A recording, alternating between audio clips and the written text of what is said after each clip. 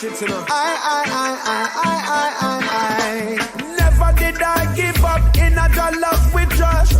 Fall to rise up, I stay blessed way up. Never did I kill a dream, I just think bigger. Watch out for dream killer. Progression for me and you. Believe in yourself and the things you do. I feel in all your dreams and they must come true.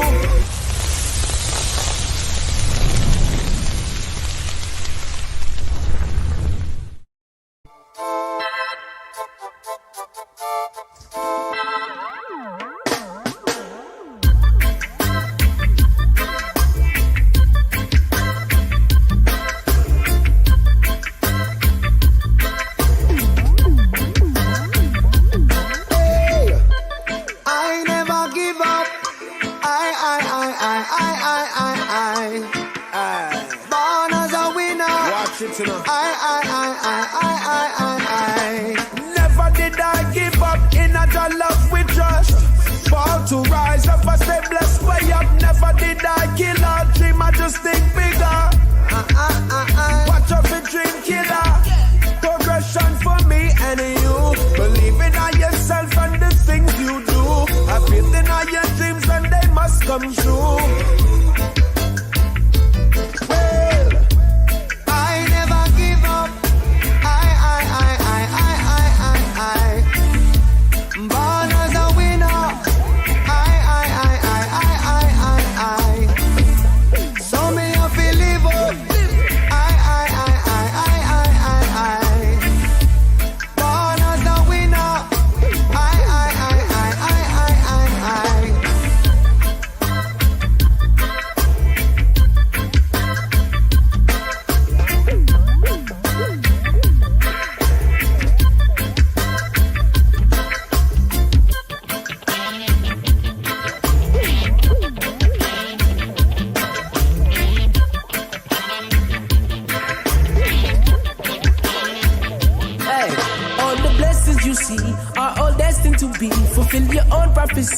Know your identity, the truth that you see. This world was made for the meek.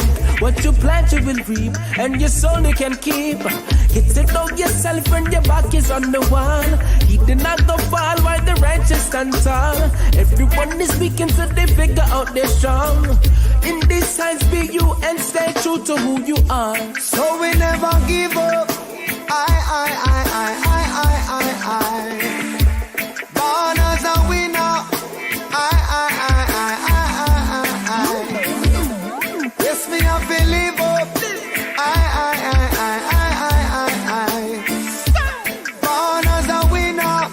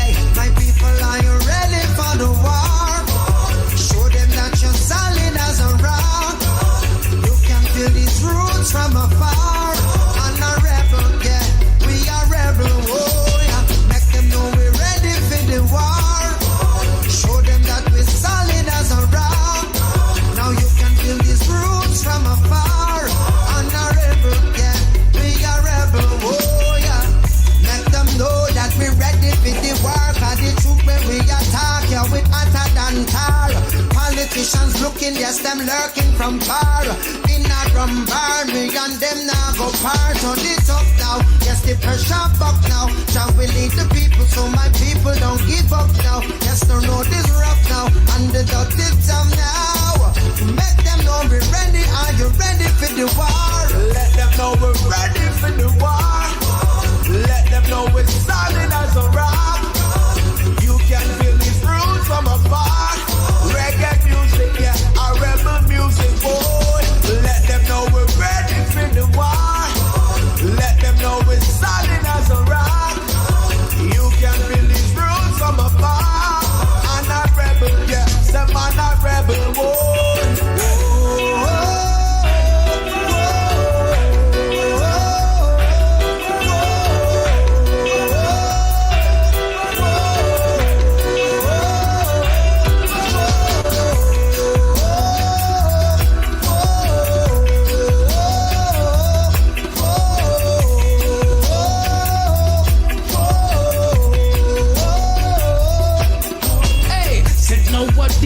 Watch all the things that are weird. Celebrate when we bust off the shackle chains. Can't contain all them think them could have come in slave. Them should have played it safe and change them nothing ways. Looking at the mirror, I see scars on my back. Looking at the mirror, my reflections looking back. Wanna make myself proud, so me start attack. Jump over the stumbling blocks. So I'm telling you, making sure you're ready for the war. Let them know you're solid as a rock. You can feel these roots from afar. I'm a rebel, yeah, man a rebel, boy. People, are you ready for the war? Show them that we're solid as a rock. You can feel these roots from afar. I'm a rebel, yeah, man a rebel, boy.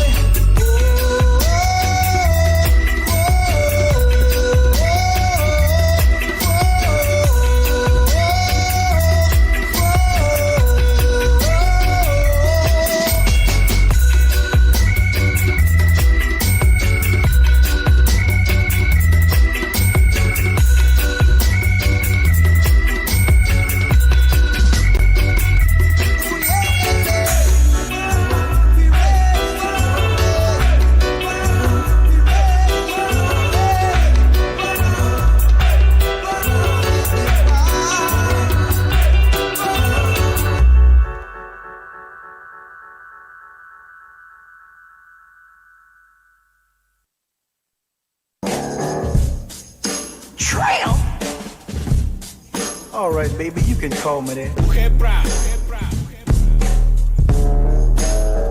Yeah. I go harder than bar skills of a Harlem Globetrotter with raw skills, and harder than the solid gold condom with bars of steel. And I'm fast forwarding past these niggas cause they pause and steal in the cause of they false appeal.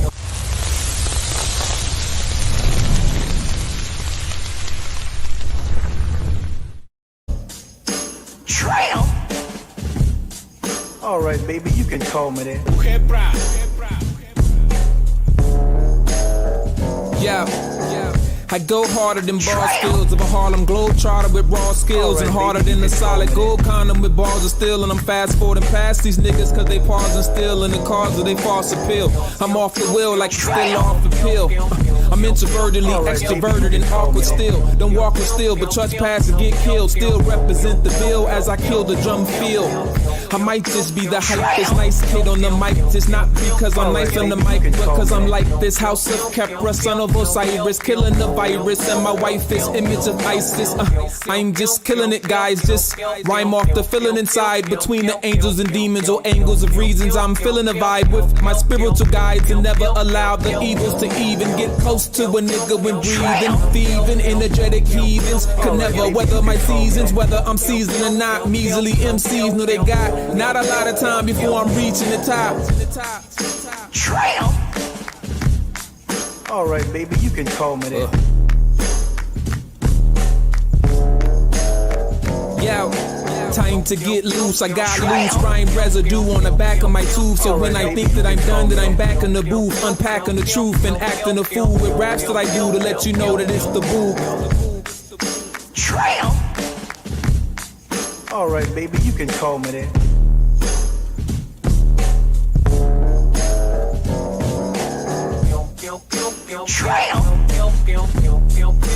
Alright, baby, you can call me that.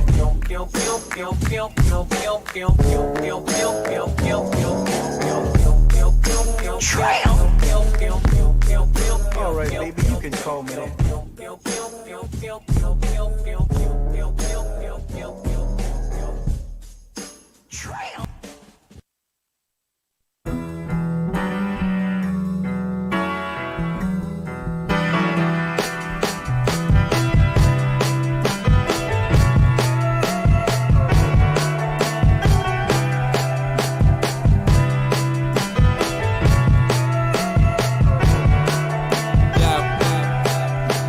Wake up in the morning, don't know what's gonna happen today. Grow up in a world where you have no place, feel like you casted away. Smile on the face, acting today, but I hope that I don't get blasted away by the cops or a nigga like me. Shit, never know where nigga death might be. We'll never know, but all of the rest like me don't understand that life's a test like me. To the end of the road, and it just might be in the face of a nigga that's just like me. Yeah. And we can't live up to the standards in a world that don't understand us. They command us and demand us to live in a world with some manners and to man up. Man up. If there's a man down, just man up. You got to man up. Just man up. When there's a man down, just man up. You got to man up. Just man up. Yeah, it's a man down. Just man up. Yeah, I'm gonna get all I'ma get, coming for all I'ma shit all over it till this shit is over. I'm oftenly off in a bitch, often forget that really I'm lost, and in reality it's hard to be authentic, and it seems like life's a dream, and my alarm just might go off in a bit. Off with the head of the life that'll put us in a coffin with lead. We all'll be dead. Death to the black man, oftenly said, oftenly scared, off in the bed. But we awake and we walk with our heads up to the sky, tough in disguise, hiding emotion just to survive. Smile on the face, acting today, but I hope that I don't get blasted away by the cops or a nigga like me. Shit, never know where nigga death might be. We'll never know, but all of the rest like me don't understand that life's a test like me. To the end of the road, and it just might be in the face of a nigga that's just like me. Yeah. And we can't live up to the standards in a world that don't understand us. They command us and demand us to live in a world with some manners and to man up. Just man up. If there's a man down, just man up. You got to man up, just man up. When there's a man down, just man up. You got to man up, just man up. Yeah, there's a man down, just man up.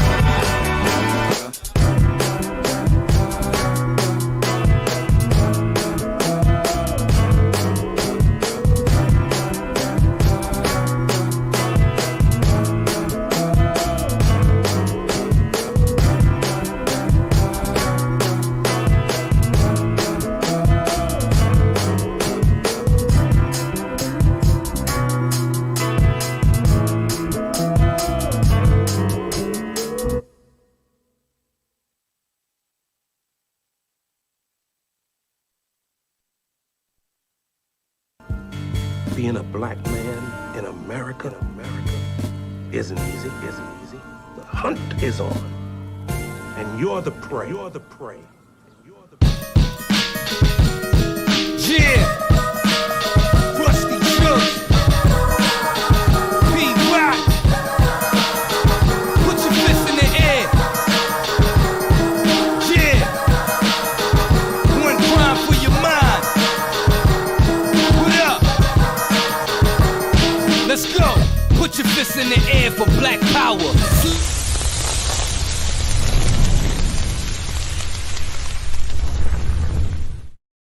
In America isn't easy. The hunt is on, and you're the prey.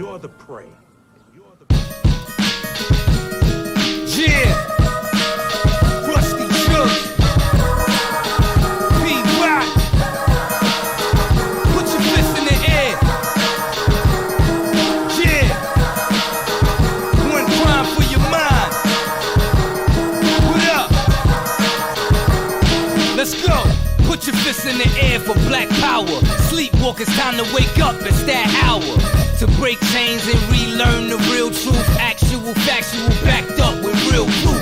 Our history, fuck his story. He slaughtered the indigenous people for his glory. So how's the oppressor oppressor gonna tell the oppressed how to speak about oppression. Speak to the Western. My skin is a weapon to white eyes. The black man exposing these white lies. Legalize being black in America. We still slaves, that's a fact in America. The black man take a knee, they all riot. The black man take a bullet, they all quiet. Poison in the water, poison in the food. Put poison in your mind through that motherfucking tube. Black people, the war is on and you're the prey. No time to pray, bang, I'm gon' spray. Black people, the war is on and you're the prey. No time to pray, bang, I'm gon' spray. What we gon' do? Fight back. What we gon' do? Fight back. What we gon' do? Fight back. When they hit, we strike back. What we gon' do? Fight back. What we gon' do? Fight back. When they hit, we strike back. When they hit, we strike back. What we gon' do? Fight back. Put your fists in the air for black power. Flags red, black, green in the air. It's that sour.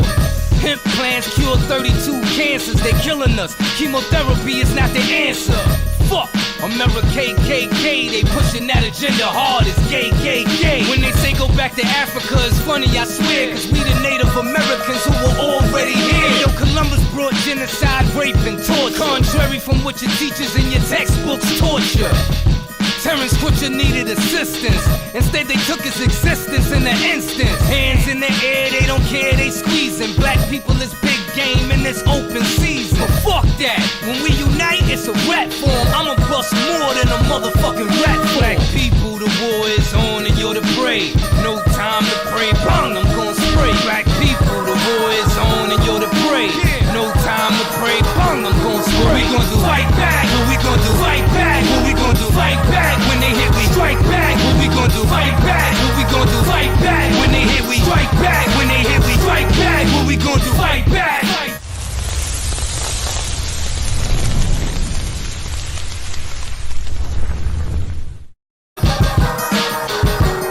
Let's go. Put your fists in the air for black power. Sleepwalkers, time to wake up, it's that hour. To break chains and relearn the real truth. Actual, factual, backed up with real proof. Our history, fuck his story. He slaughtered the indigenous people for his glory. So how's the oppressor gonna tell the oppressed how to speak about oppression? Speak to the Western. My skin is a weapon to white eyes. The black man exposing these white lies. Legalize being black in America. We still slaves, that's a fact in America. The black man take a knee, they all riot.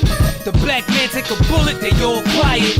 Poison in the water, poison in the food. Put poison in your mind through that motherfucking tube. Black people, the war is on and you're the prey.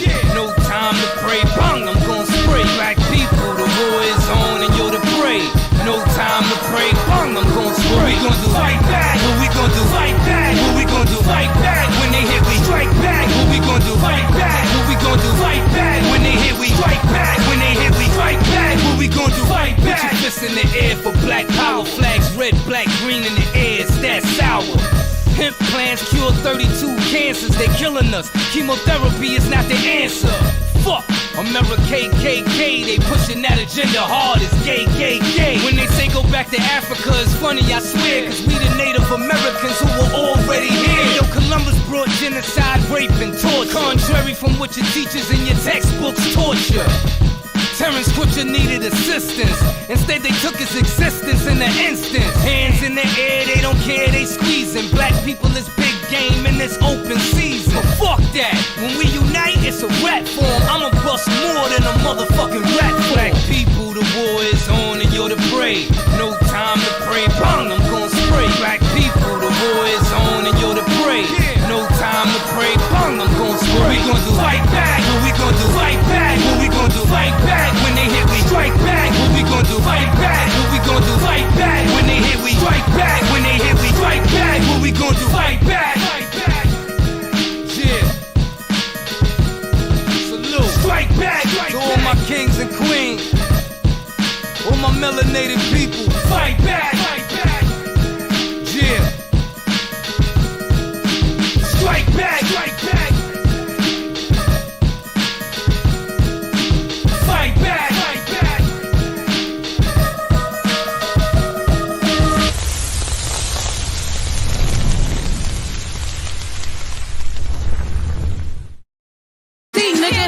So you see B, nigga, don't fuck with the great.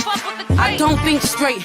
I think to the side like I hold my 38. On my life, I was nice ever since I was like 8. I changed my bag, now a bitch got the 40. I'm out here looking 20 and the bitch is really 40.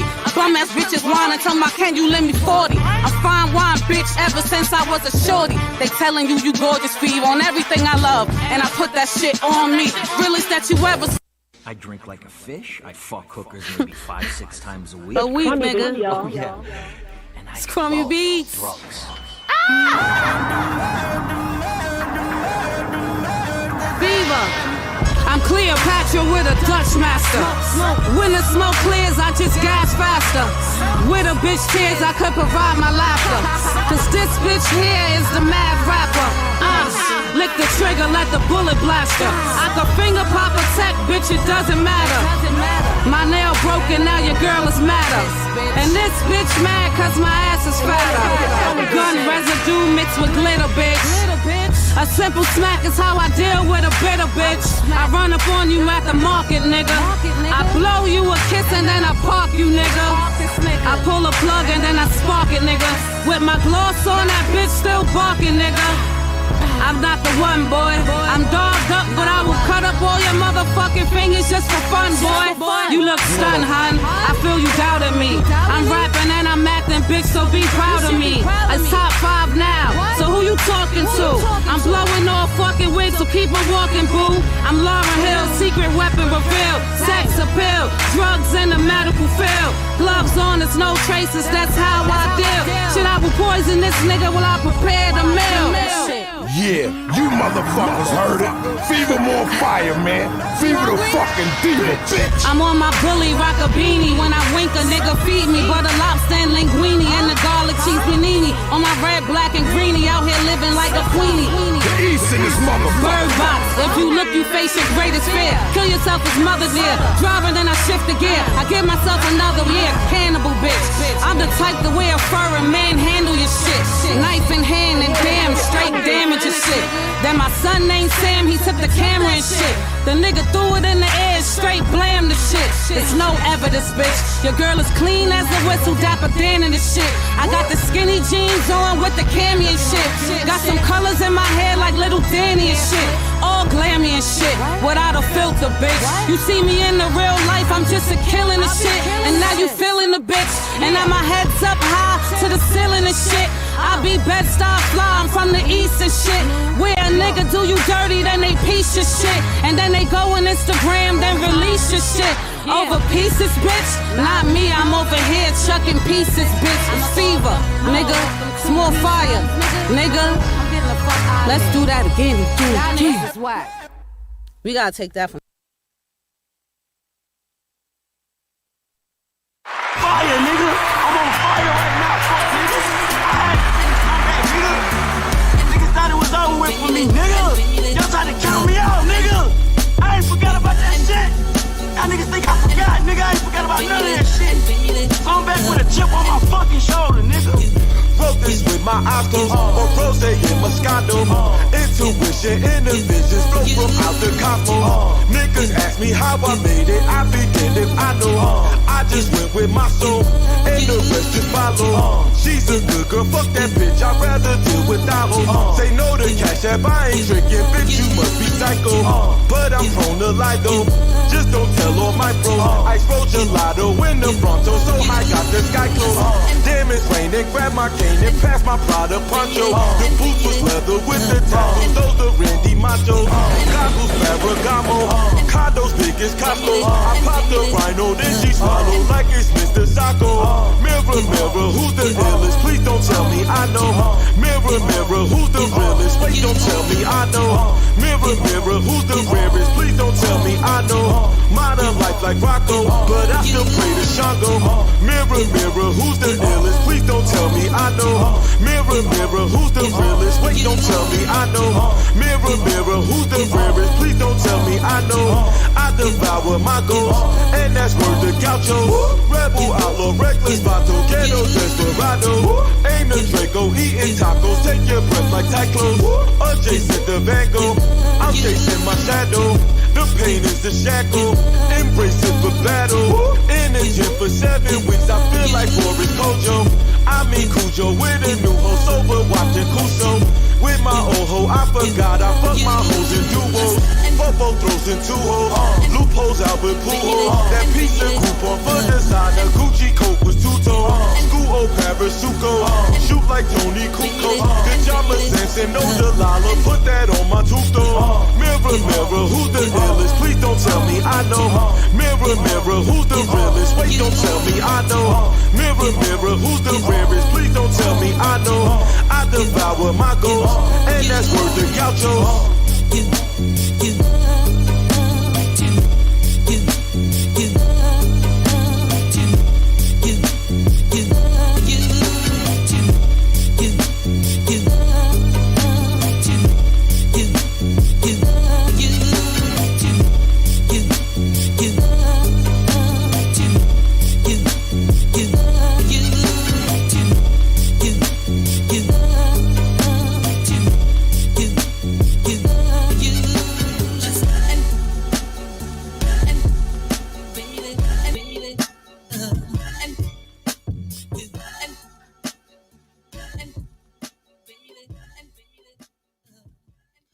Good evening. Good evening.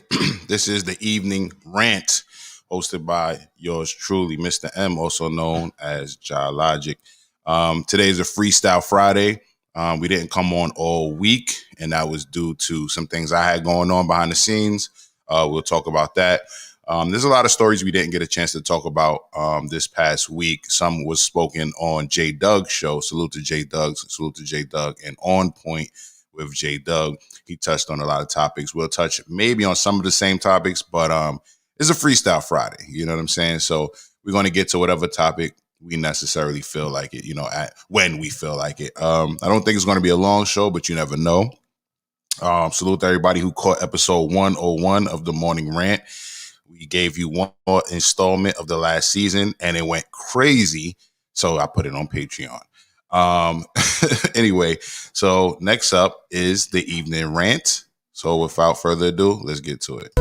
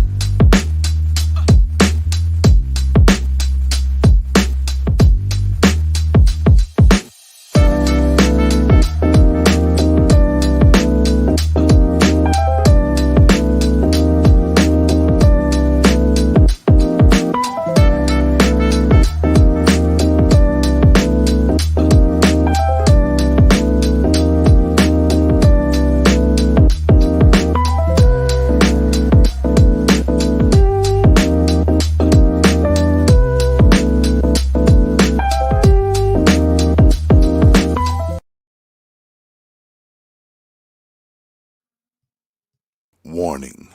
The opinions expressed in this program are those of the presenter in their current state of mind, which they have the right to change at any given moment. The iRant Network and the members of the Ranters Union are not responsible for any claims made. All opinions and train of thoughts are welcomed here and protected by the First Amendment and the Ranters Union. All commentary, criticism, news reporting, research, teaching, and or scholarship of copyrighted material is protected by the Fair Use Act under Section 107 of the Copyright Act of 1976. iRant Network and the founder of the Ranters Union, Logic, aka Mr. M, recommends that you take what is said and do your own research. Read a goddamn book and form your own opinion. Furthermore, listen carefully to the Ranters rant and debate their opinions and form your own conclusion. Thank you for watching this member-supported program, powered by the Ranters Union and produced for the iRant Network. Good day. Salute, salute, salute. That's right. We're not responsible for anything any of us says. We're not responsible for anything the other says. And we have the right to change our mind at any given time. I think that's important to say. Salute to my co-host who's here and ready so far. I don't know who's going to come eventually later on in the episode. Like I said, it might not be too much of a long episode. I have to have a long day tomorrow. We have a long day tomorrow, as tomorrow evening is the screening and Q&A for And I Dance. And I Dance, a documentary by Christopher Play Martin. A dance documentary, and that's Play from Kid and Play to be exact. And that screening will be hosted by yours truly, and we will also be restreaming it to our channels as well, but just the Q&A part. So if you look in the description of the show, there is a link to get tickets to the actual film, to watch the actual film. So we want to show our strength, you know what I'm saying, us at the Ranters Union. Please go ahead and get a ticket. And if you get a ticket and you're a member of the union, hit me on the inbox, and I'll possibly give you a pre-screener so you can kind of watch it before the Q&A, because the Q&A will be tomorrow at 8 before the screening actually starts for the Queens World Film Festival, which I am a 2-time alum of the Queens World Film Festival. So y'all can put 2 and 2 together what's going on here. So with that being said, please get yourself a ticket to that. Hit me in the inbox. Let me know you got a ticket, and I will show you some love so you can watch the screening in advance, and then you can have your questions ready for Play from Kid and Play. So I'm feeling good about that. Let me bring on Sister Antoinette. Antoinette, how you doing today? Hold on, your mic is on Teddy Riley. Hey, how everyone doing? I'm good. I'm good. How are you doing? I'm well. I'm going as usual. So everything's good. I'm having a great day. How's business? Very good. It's exhausting, but it's good. It's fulfilling. So I can't complain. Yeah, I know that feeling. I'm proud of you, though. Salute. Thank you. About Just One Love says, there for that, too. As she also said, she's here for it. I know you are, sister. Thank you. Thank you. Kennedy said, this nigga talking that shit. I fucks with it. Yeah, you talking about Mr. Motherfucking Esquire, who is the homie. Salute to him. He actually had a show on this channel for a short stay. He interviewed Vanessa Smiles. You know what I mean? He actually interviewed Vanessa Smiles. I think that episode is still on the channel. You should find it before it's archived and only played on our 24-hour stream. I think it's only right that I also mention we have a 24-hour stream and a social media network. So the Ranters Union is a full platform. So we have a social media network that also doubles as a news outlet. So people will start writing news articles on there. We're looking for writers. Just make a page on therantersunion.com. Therantersunion.com. All right. And you can write a blog, which will come up as an op-ed. Op-ed is opinion pieces. So we're not responsible for anything you say, but we still going to give you a voice, and it will appear on the front page. So salute to everybody who already joined therantersunion.com. I think it's about 15 of us on there. So it's a start. That's a start. I love that start. So everybody make a page on there. And soon all of our old content will be playing on the 24-hour stream. And which means what? We are only competing with our fucking selves. Because as we go live right now, we also on the 24-hour stream, you can find some content we produced that we did a while back. So we're literally competing with ourselves. We're not competing with nobody else. We're just trying to be better than who we were yesterday. You dig? The Rose Show says, hey, salute to the Rose Show. Salute to all my associate producers in the chat and co-producers. Where y'all at? Oh, there we go. Mr. Jones says, what's good? Salute to you, my guy. Says, good evening, all queens and kings. Salute to my G. Salute to my guy. Also, who is not only a co-producer, but got us that interview with Young Hump. And I think we will see Young Hump back on this station soon. So salute to you. Thank you for that. Just One Love says, I like Net. She loving to get up. You know what I mean? She wearing our colors, the black and white. You know what I'm saying? Thank you. We was coordinating today. We get to coordinate. We coordinated today. I like that. So we just on the same wave. We ain't playing that shit out. It's just a frequency. You know what I'm saying? Let me see. Kennedy says, oh shit. Antoinette, salute, woman. Laugh out loud. Thank you. I don't know if I trust that laugh. But you know what? Happy early birthday. Happy early born day. Happy 7-4 day to my brother Kennedy, a.k.a. Houston, who's born on 7-4. Yes. Happy birthday. Happy born day. His birthday's coming up. And we're going to probably have to do like a little live or something that day of, man. Let you talk your shit, brother. You already know. And he says, salute, Internet. He says, Internet salute, woman, already. And Mr. Jones says, salute the Ranchers Union, my guy. Jersey Jen out there in the world. Salute to my big little sister, Jersey Jen. I think she just left your area, actually. She was in Texas, not in your part of Texas, but she was just in Texas. So, okay. Yep. And Cassie is saluting Mr. Jones as well as myself. Thank you. He says, thank you. Thank you, sir. I appreciate all you do here for the Ranchers Union. Happy early birthday again. All right. And V Smiles, I see you back there. Your shirt is kind of blending in with your background. I don't know if that's what you want to go with. If so, it is what it is. But yeah, we're going to have to. Let's just bring V on. V, what's going on, V? What's popping with you? Your mic is on Teddy Riley. Oh, shit. Teddy Riley all over.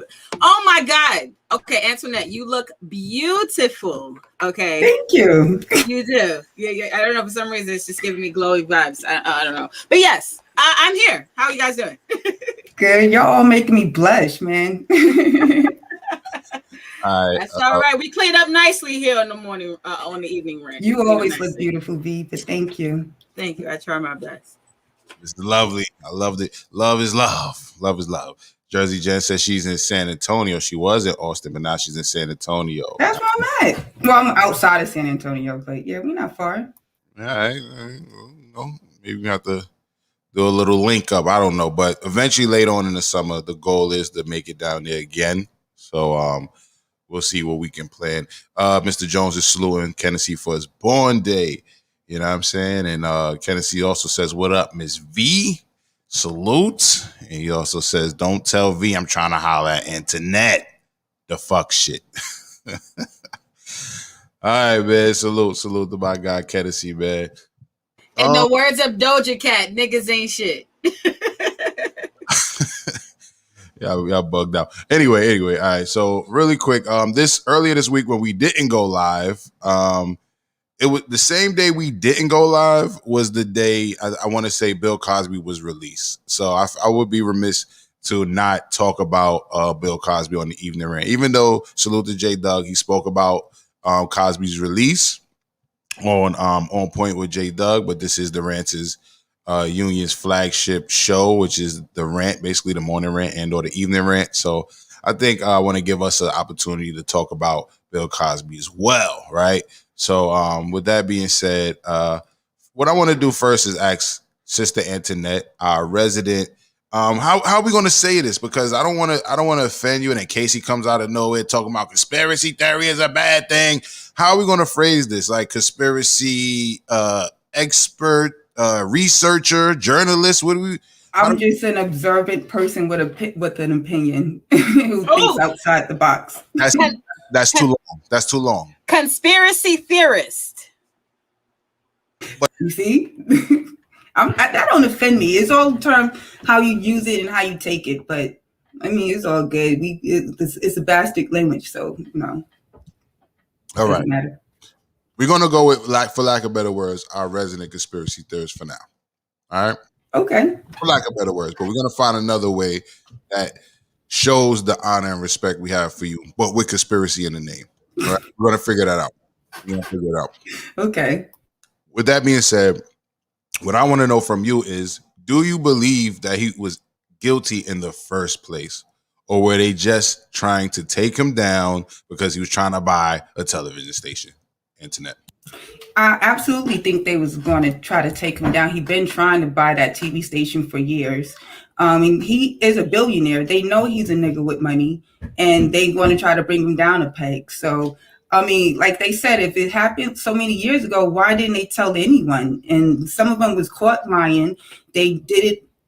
It wasn't a constitutional way how they went by it. They technically like railroaded the man. So even if he did, like, okay, everybody was doing drugs back then. Okay. He felt free to speak about it. They was getting high and having sex. They was coming back for more. He admitted they twisted up like they do everything else and got him with that. So he deserved to walk. Okay. Off a technicality. So, but so you believe that he might have had relations, but it was consensual. That's what you're saying. Yeah. I mean, they all admit to it. Okay. Yeah, he did. He did. He said it. They said it, even if they lied, but some of them said they came back. When that comes in part, you didn't take anything from no one. They came back for you to take some more. So no. Mm-mm. And the term, the R word, was never the reason why he got locked up. So it was crazy. What was the reason? What was the reason? They said because he was being inappropriate to them. It wasn't like, he drugged them and took advantage. They came willingly to get high and party. Now, you probably didn't get, the end like you were supposed to get. And I'm not trying to be insensitive, but there are females that cry rape and they wasn't really our word. There are men who take advantage of females. Now, it's not like it don't happen. It's just that with this situation, we needed more people. We don't believe y'all. And y'all all came together and tried to get this man, and it backfired. So, I looked it up. It says, well, according to NBC News, it says he was convicted of 3 felony counts of aggravated indecent assault in 2018, of drugging and assaulting Andrea Castan in 2004, and I just left it at that. But that's what they're saying. So basically, he was getting high with them. Is that what you're saying? Yeah, they was all getting high. They was all getting high. Yeah.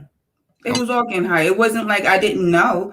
And that's what everybody was saying. Now, I don't know the man. I'm gonna say it like that. I don't know the man, but if it was something that was concrete and stuck, he would have died in that jail. But something came up years later, which was years too long, that set that man free.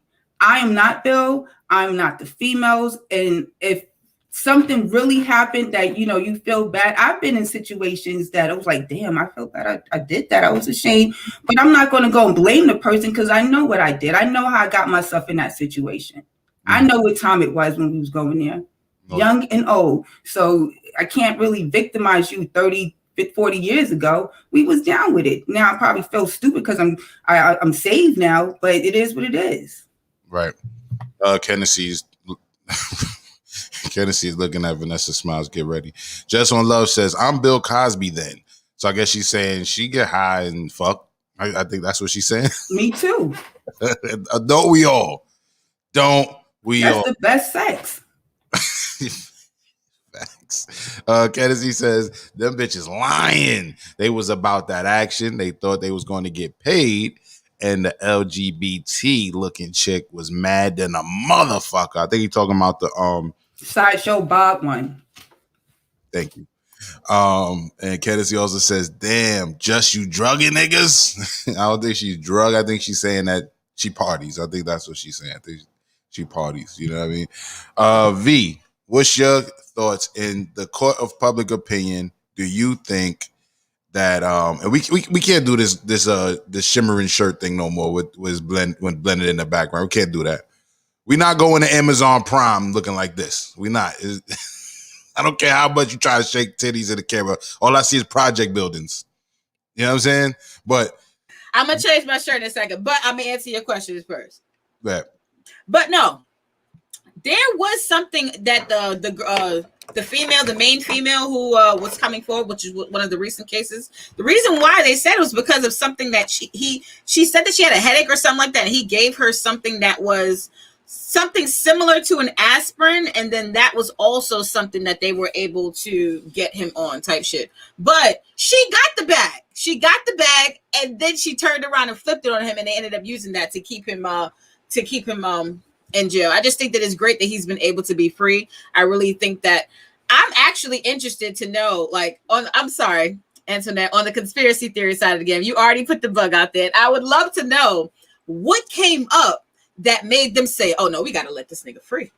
We got to get this nigga out. I want to know now, as much as y'all blasted this man across the internet and across the world to see, now tell the truth on to why he's out now. Tell the truth as to why he was released. Just because I don't think it's just the fact that he has served the minimum amount of years before you can be released. I think there's something else that they're probably trying to sweep under the rug that would justify him. So, and it came out the blue. They wouldn't even let this man out during the C word. Yeah, that came out the blue. You know what I'm saying? And he was denied last month. Certain other people still in jail too. Tekashi out here chilling because it's C word. No, I'm talking about some of the other ones that was on the same type of wavelength he's on. So you know what I'm saying? Oh yeah. So how this black man get out? So what's your thought? She's asking you, do you think there's another reason outside of the technicality of the law? Because that's what they're telling us. They're telling us it's a technicality because they weren't supposed to jail him for something. They sued him for civilly or something like that, right? So outside of that, because they already had him, right? I guess she's asking, do you think there's a reason that they let him out? You know what I mean? And we're just speculating. Because on the news, what they said on the news was that he served 3. I think it's supposed to be 10 years, and he served the 3. So they're really saying that he's being released just because of minimal time served type shit. Like just because he served like the minimal amount, like type shit, and now he's allowed to go home. So I thought we was all expecting him to die there. I didn't hear nothing about no minimum or good time served, or when the man was getting beat up. And you know what I'm saying? He was getting thrown downstairs in jail. So, you know, they were saying he was doing bad. So I don't know. Some will come out. But yeah, what they trying to tell us, it was the technicality because I guess they was trying to take a statement and they said they would give him, I guess, immunity or something like that, something to save him from doing the time. And that's when he started talking freely. And then they used those words against him. And then what I heard, they said, you know, you have the right to remain silent, even, you know, still don't talk to the cops, even if they give you an offer like that, because they gave him some kind of offer and they reneged on it. So and that was the money. That was the money he paid to the girl. He paid the girl, I think it was like $1.4 million allegedly. I forgot the amount. Well, but they used that confession from that in the criminal court, even though it was a civil case. Now I heard from Tariq last night that I guess that was the one. I forgot her name. I'm terrible with names. Sometimes I forget my own kid's name. But it was one of them. The ladies that was accusing, her daughter went to jail for embezzling, to trying to extort money from him, saying that he did something to her years ago and she did prison time for it. People ain't bringing that up. But then the mom's coming up with the case now. So it's a lot of funny business. All I know is too that Bill Cosby, he was sitting on a lot of money. He been trying to buy ABC. They tried to shut him up by killing his son, and then they threw these women on him because they knew that was going on. The TV and all that, those companies been going under. When he was going to bond last time, CBS was about to go under, and they was wondering how they got that. He got his money because he's sitting on an oil field. And his wife is one of those Illuminati people, but I don't want to go too much into that.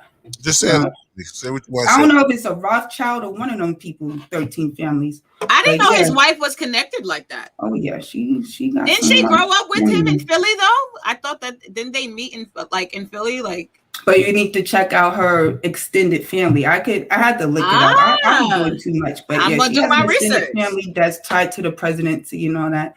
But I don't want to talk too much. I'll show you the proof. All right. It looks like we all have some research to do when it comes to this scenario. But I heard, like Internet said, it was some type of technicality that got him out. Not necessarily because he did time served, because it was some type of technicality Like she said, they weren't supposed to use something against him that, from the civil situation.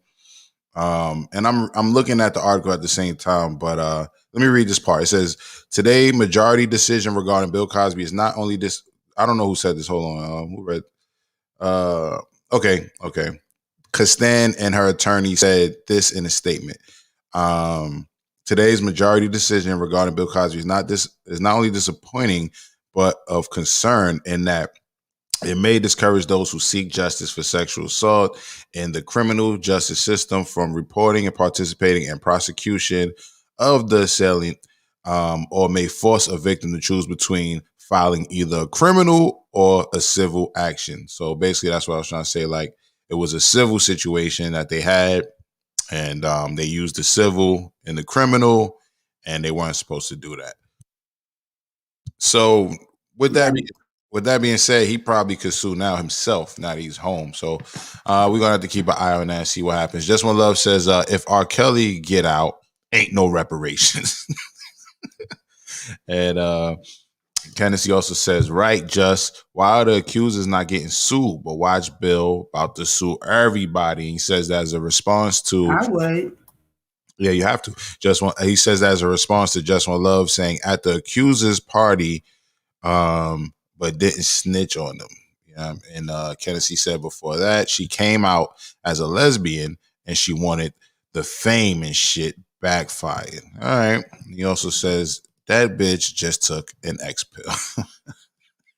All right. I'm sorry, and that's another thing. It's like how he was talking is how you talk about Molly and X and all that today. So yeah, people was doing it. Not everyone, but those at the parties today, they doing it. Mm-hmm. Edibles, all types of things.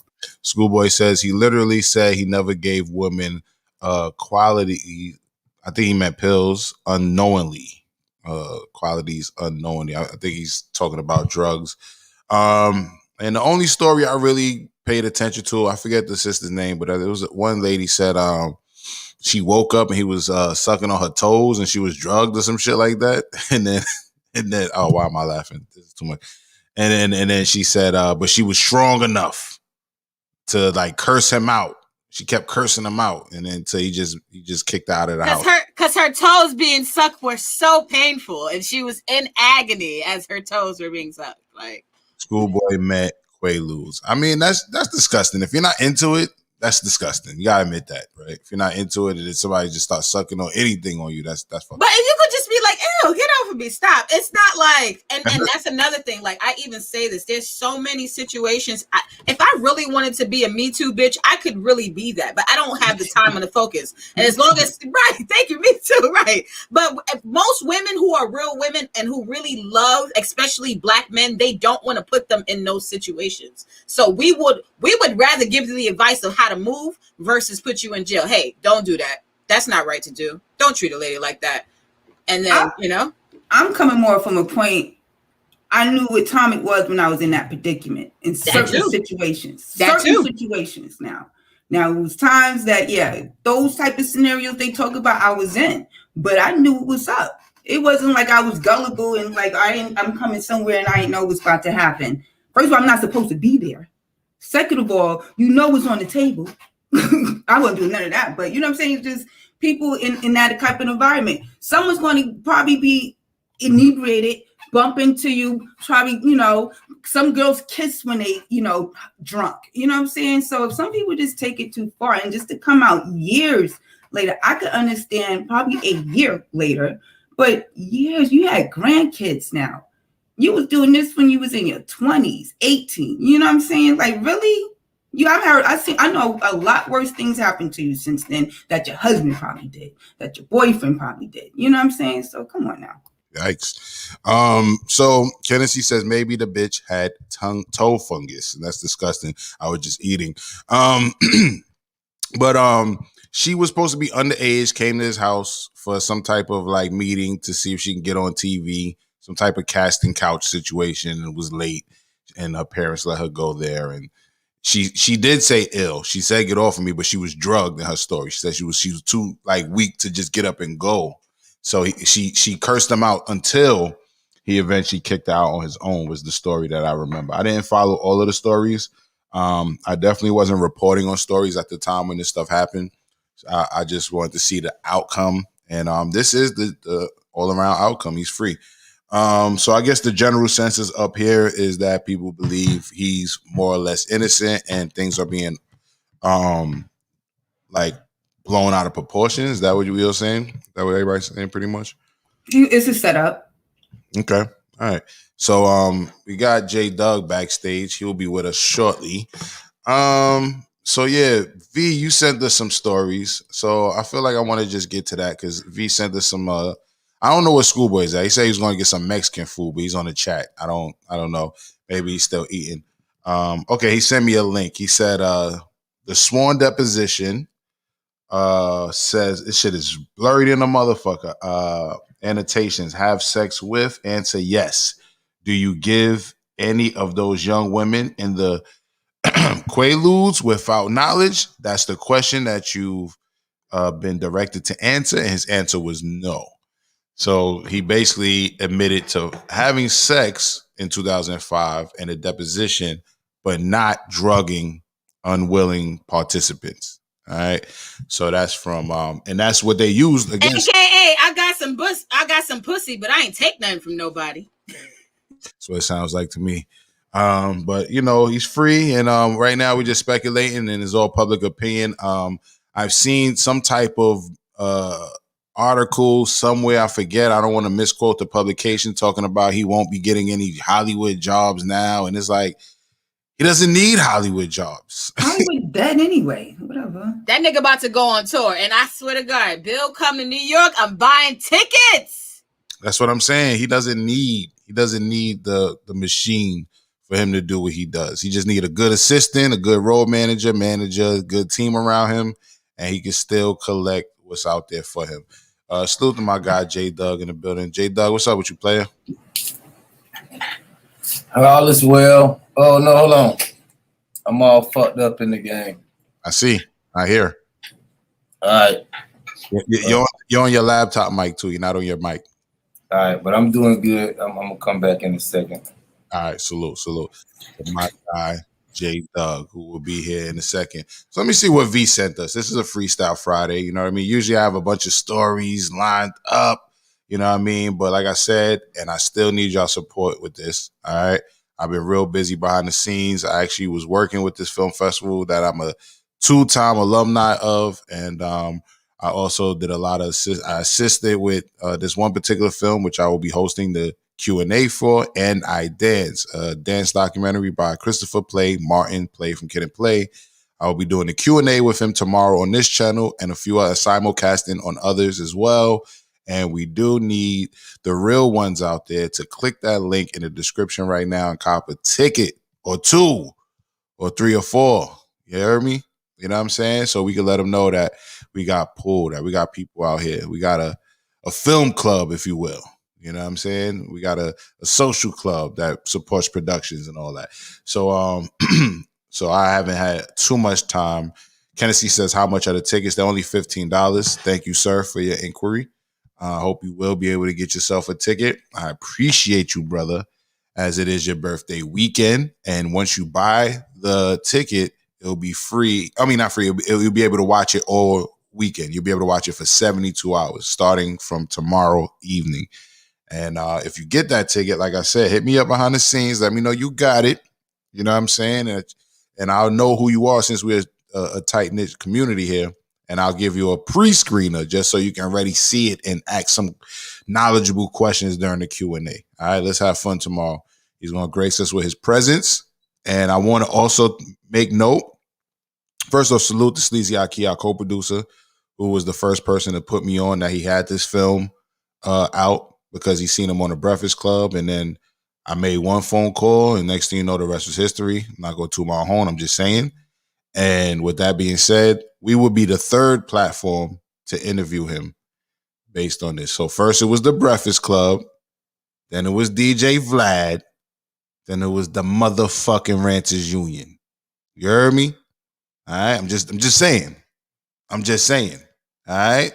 So it ain't about having a million views and all that. You know what I'm saying? It's about who you know sometimes as well. You dig? So, and what you're doing for yourself, right? So we're being progressive. You know what I mean? We have a well-oiled machine here.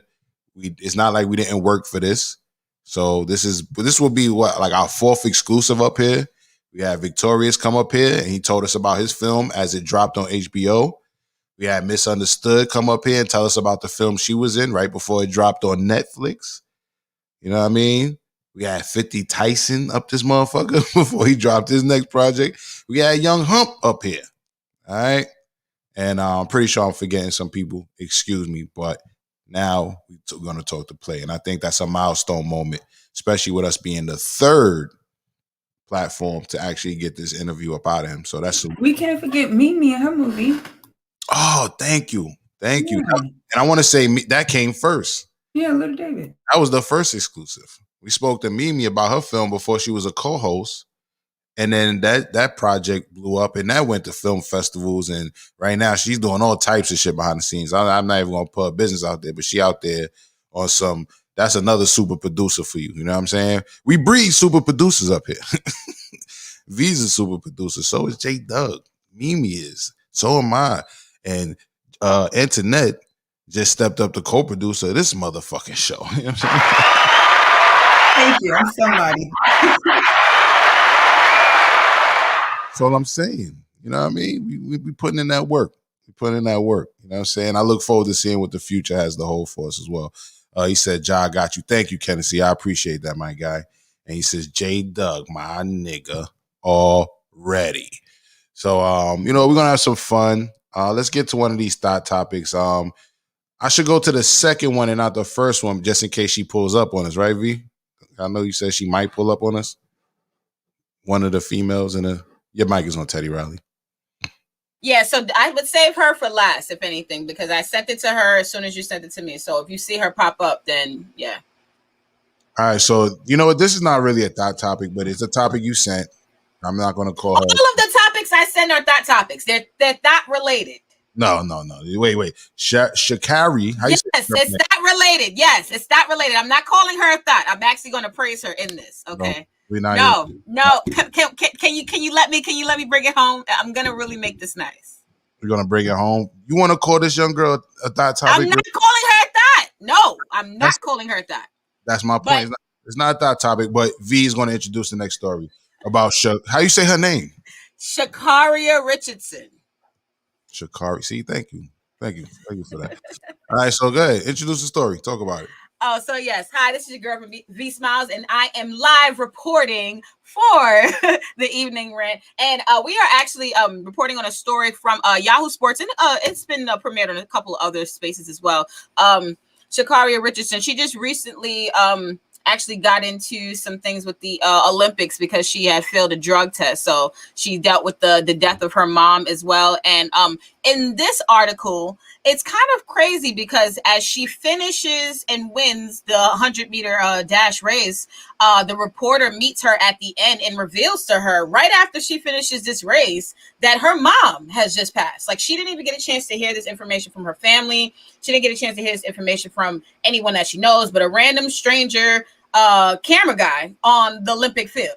And I didn't want to say that she's a thought because she's not, but Shakaria Richardson has been making a lot of waves online now because of her appearance, because of what people attribute her to. You know, she always has her bright colored lace fronts, and she has her nails that she's running in. And most people would attribute those features to quote unquote thoughts. But I like the fact that she's owning who she is and she's still being talented in what she does. She's dusting bitches. Not only she's dusting bitches with marijuana in her system, full lace front, hunty, lashes, and motherfucking nails. I just want to say salute to her. I know that she's on leave for 1 month because of the failed drug test, and she owned it even in her responses to that. And I'm sure she's going to come back, and I can't wait to see her come back in the future. We can watch this. This is actually, if you go to the middle of the clip, Logic, it's actually where they caught her at the end, and they revealed to her that her mom passed. It's a very emotional scene. Blessed and grateful.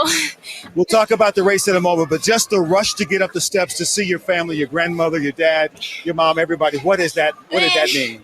Because my family has kept me grounded. This year has been crazy for me. Going from just last week losing my biological mother, and I'm still here. What did you say? You lost your mother? Yeah, I'm still here. Last week, finding out my biological mother passed away, and still choosing to pursue my dreams. Still coming out here, still making sure to make the family that I do still have on this earth proud. And the fact that nobody knows what I go through. Everybody has struggles, and I understand that. But y'all see me on this track, and y'all see the poker face I put on, but nobody but them and my coach know what I go through on a day-to-day basis, and I'm highly grateful for them. Without them, there would be no me. Without my grandmother, there would be no Sha'Carri Richardson. So my family is my everything. My everything is to the day I'm done.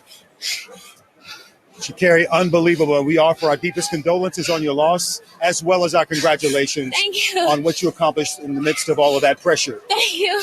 You okay to say this? See you in Tokyo? Oh, Okay. I hate this because she's not going to Tokyo now. Like,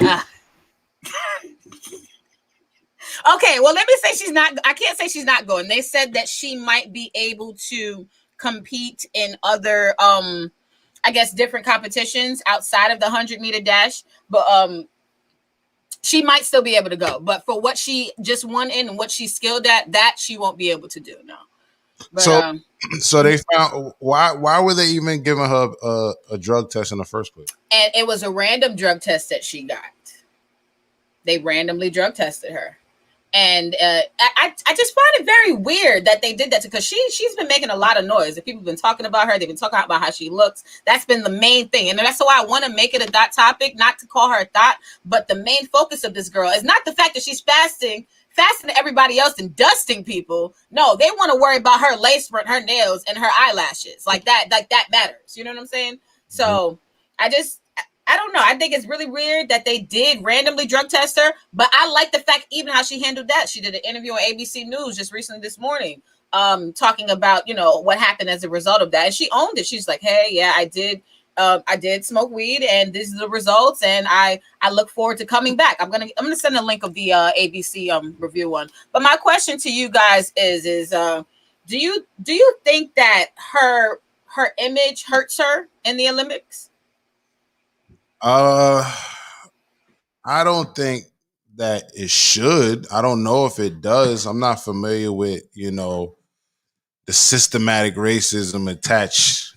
Or do you think a black woman's image can hurt her in Olympics or in just a physical sport? Because every time a black female is playing on a huge platform, her image is really up for grabs. Serena Williams, how much did they pick apart her image? The little black girl, Gabby Douglas, they talked about her ponytail for days. But they I feel like they overshadow the talents of these young ladies when they just focus on her image. And here is this girl dusting people with weed in her system, a lace front, lashes, and nails.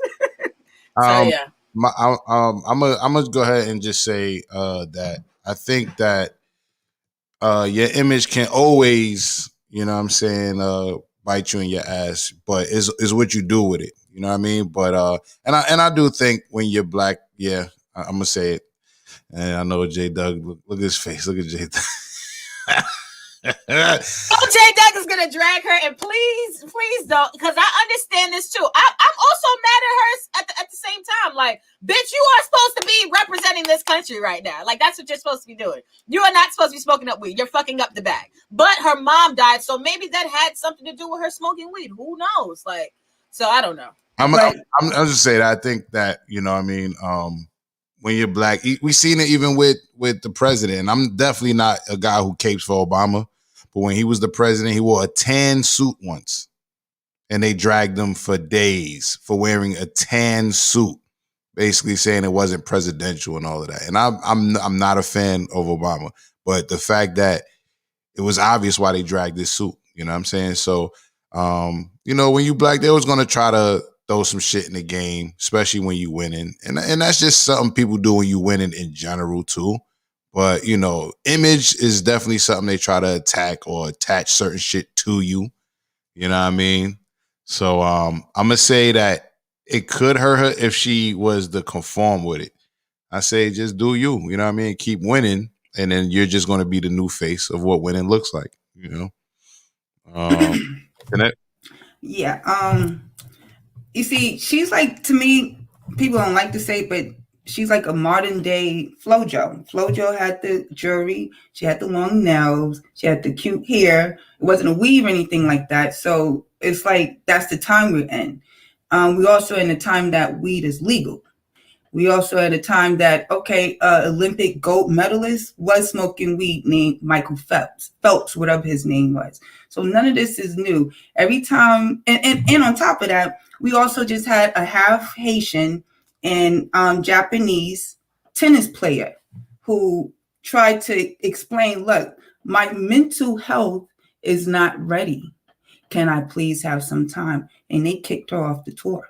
So when it comes to Black people, especially Black women, yeah, they're going to try to bring us down. They've been doing that. Marion Jones, you can keep naming them.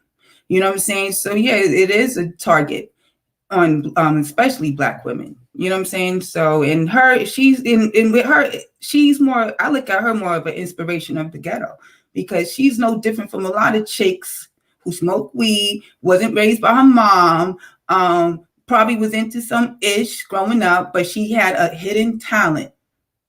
And no matter how she looked, that talent shined and got her where she was at. So they had to find something to bring her down. That's all I see. I'm done.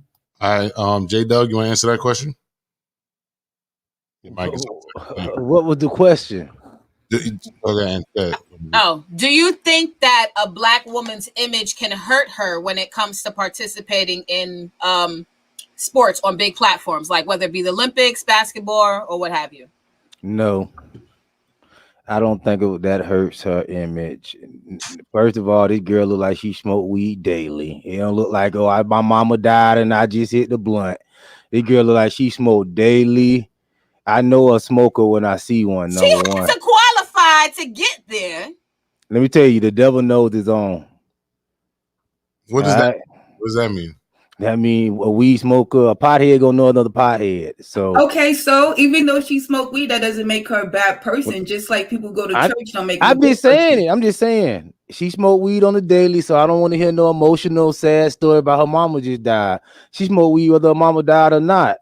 Now I'm glad that they kicked her off the team, because Black women in these tournaments been causing confusion all year. Just like you say, the girl in the Olympics, the tennis player, she having mental breakdown, causing confusion. The other Black girl at the Olympics who did some throwing thing turned her back on the flag.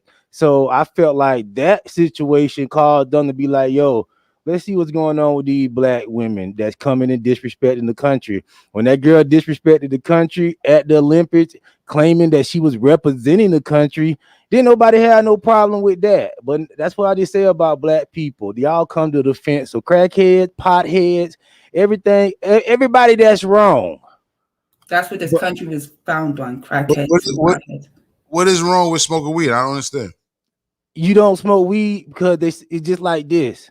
If a police was to beat a nigga up in the streets and he had some weed in his system, y'all would be, oh my God, he had weed. It's the same thing. The rules is you don't smoke.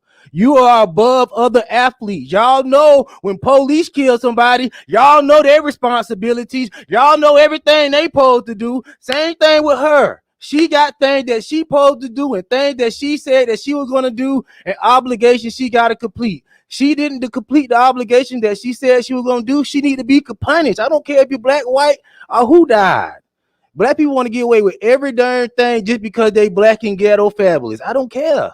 You wrong. And when Michael Phelps got caught smoking weed, they disciplined him too. I don't know what the extent was, but y'all don't mention that. Y'all just throw it out there like it means something else. Oh, Michael Phelps got caught smoking weed and he just walked through the roses. So he's not going to be. He didn't get kicked out. He still kept his medals. He goes down in history. He still keeps his endorsements. And she's going to keep her.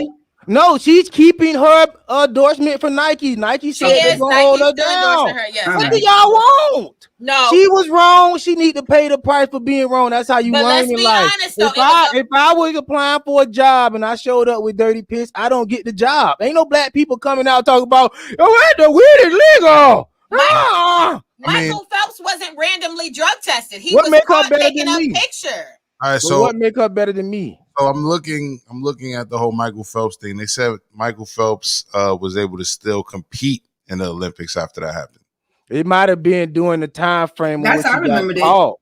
I don't remember. I don't know the time frame, but I'm just saying. Like I say, I don't know what to the extent. That's why I said he got disciplined. Also, this is her discipline. Let this girl go through what she got to go through. Y'all are not God. Michael Phelps was. She ain't getting thrown away. She's getting punished for being wrong. Everybody, I want to keep in mind we got headphones on, y'all. Michael Phelps was photographed smoking. That's how he got caught. It wasn't a random drug test because this motherfucker looked like they smoke. You said it yourself. She looked like a smoker. So that sounds like to me they looked at her and was like, let's just drug test her. This bitch smoking. We know she's smoking. What's wrong with that? How many other random drug tests did they administer? I want to know. Was she the only ask you person this. randomly drug tested? I Why doubt is it. that? Let me ask you this. They test for steroids and all that type of stuff when you go in the Olympics.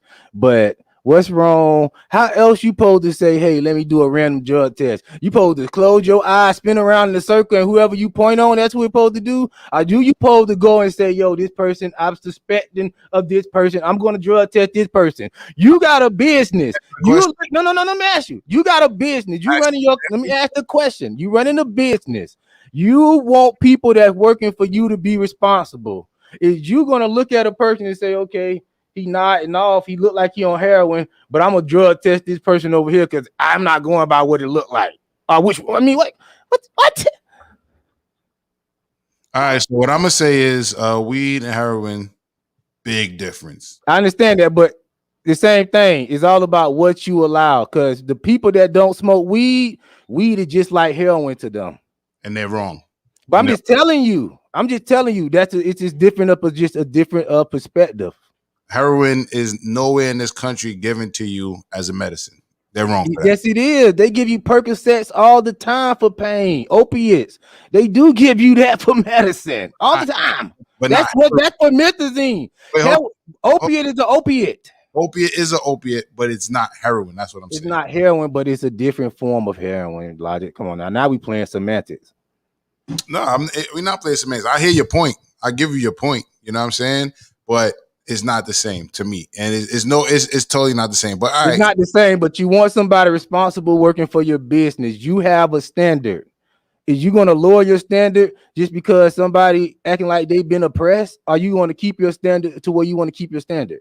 If you're going to keep the standard, you ask the question, how do you do a random drug test? Now, I have friends who work for companies that random drug test, but because he has dreadlocks, he's the one that only gets random drug tests all the goddamn time. You understand? Why you don't cut a dreadlock? Why you don't cut yours? Why should you have to cut your hair? Why would you have to cut your? That's a ridiculous question, bro. But anyway, with that being said, that's not random if I'm picking you out. That's my answer. V, go ahead. No, I was just gonna say to this, it's not random if they're completely being picked out. But also, you said when people do random drug tests, they want to make sure that the employees are able to do the job. Correct? That's the goal of a business owner. Well, Miss Richardson is out here dusting bitches. She's doing the goddamn job, and then some. So my thing is this. Go ahead, Internet. Real quick, I'm gonna piggyback on that. Weed is not a steroid. Go ahead, sister. Go ahead. Absolutely. People have gotten away with so much more. So for me, I just think that I really want to see more research into their random selection process. That's what I want to know. I just want to make sure that she wasn't targeted and that they're fairly randomly selecting people.